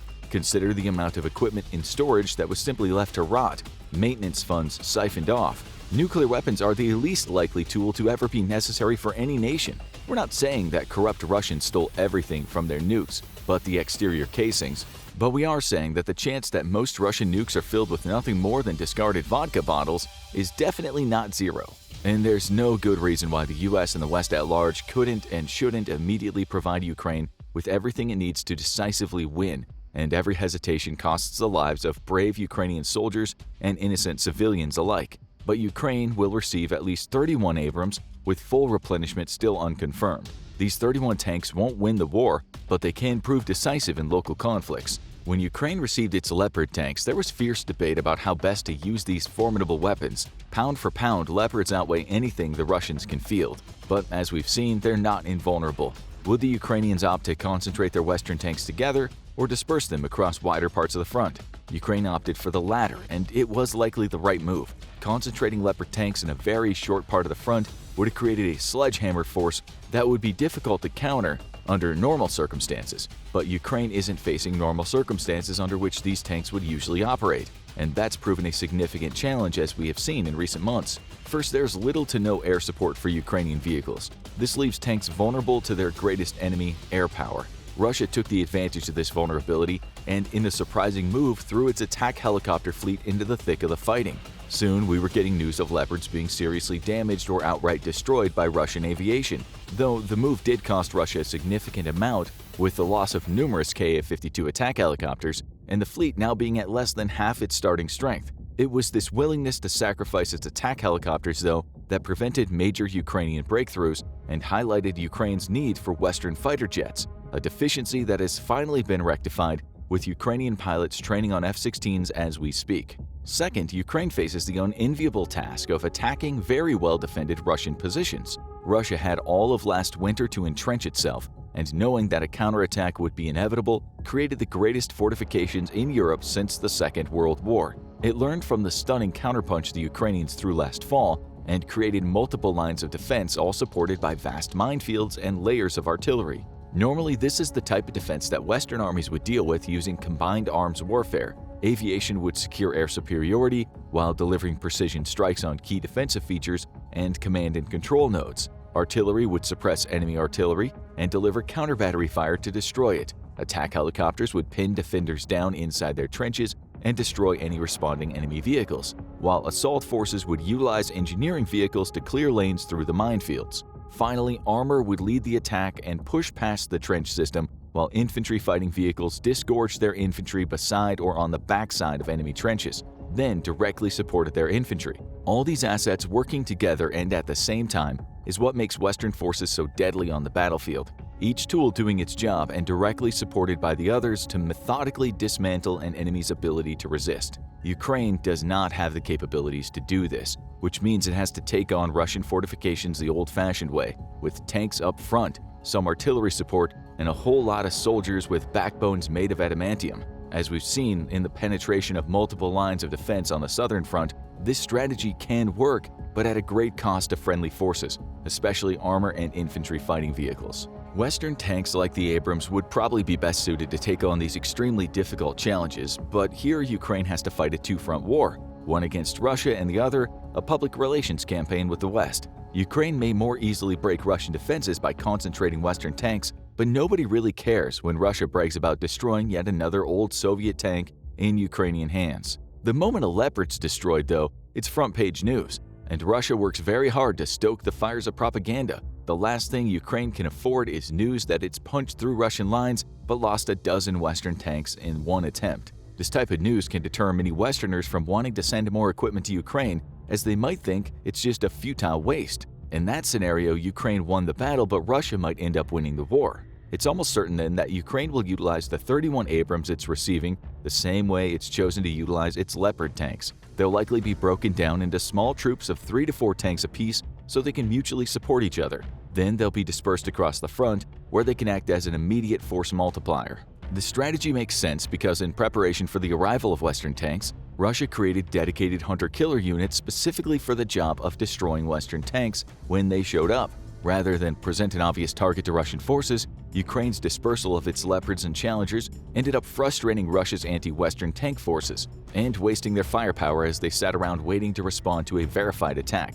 It's unknown if Russia is still operating these specialized units, which are made up of some of its best forces, or if it's even able to, given the incredible pressure Russian forces are currently under. But just in case, it's best to continue wasting Russian time and troops and deny it the propaganda victory it so desperately needs. Wherever they show up though, Abrams are gonna without a question dominate the battlefield. Their capabilities have been degraded somewhat, as the US announced it was stripping the tanks of select classified systems and some of their highly secretive armor. But even the export variant of the Abrams is a formidable beast that's proven itself in combat multiple times. To make matters worse for Russia, the Abrams has already faced off against the equipment Russia is currently fielding during Operation Desert Storm. Nobody needs a reminder of the Abrams' performance in Desert Storm, where the US lost 2 Abrams to intentional destruction to avoid their capture, 7 to friendly fire, and 14 were damaged but not destroyed. Meanwhile, Iraq lost over 3,000 tanks, not all in a tank-on-tank engagement, but the Abrams did win every single fight against Iraqi tanks. The quality of tanks operated in Iraq by Desert Storm currently match the type of equipment Russia is fielding today. This is terrifying news for any Russian tanker, as Ukraine has already launched a PSYOPs campaign against the Russians, reminding them of the Abrams' dominance in Iraq.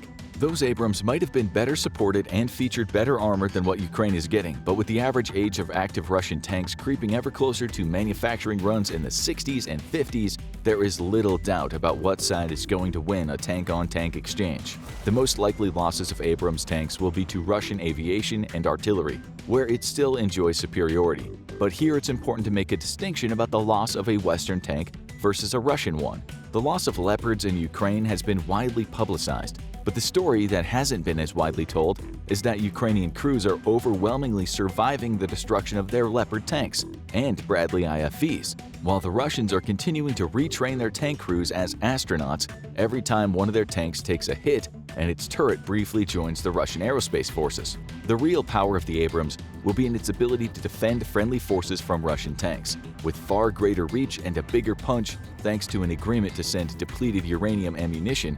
An Abrams will be able to spot an enemy first with its advanced sensors and put steel on target first.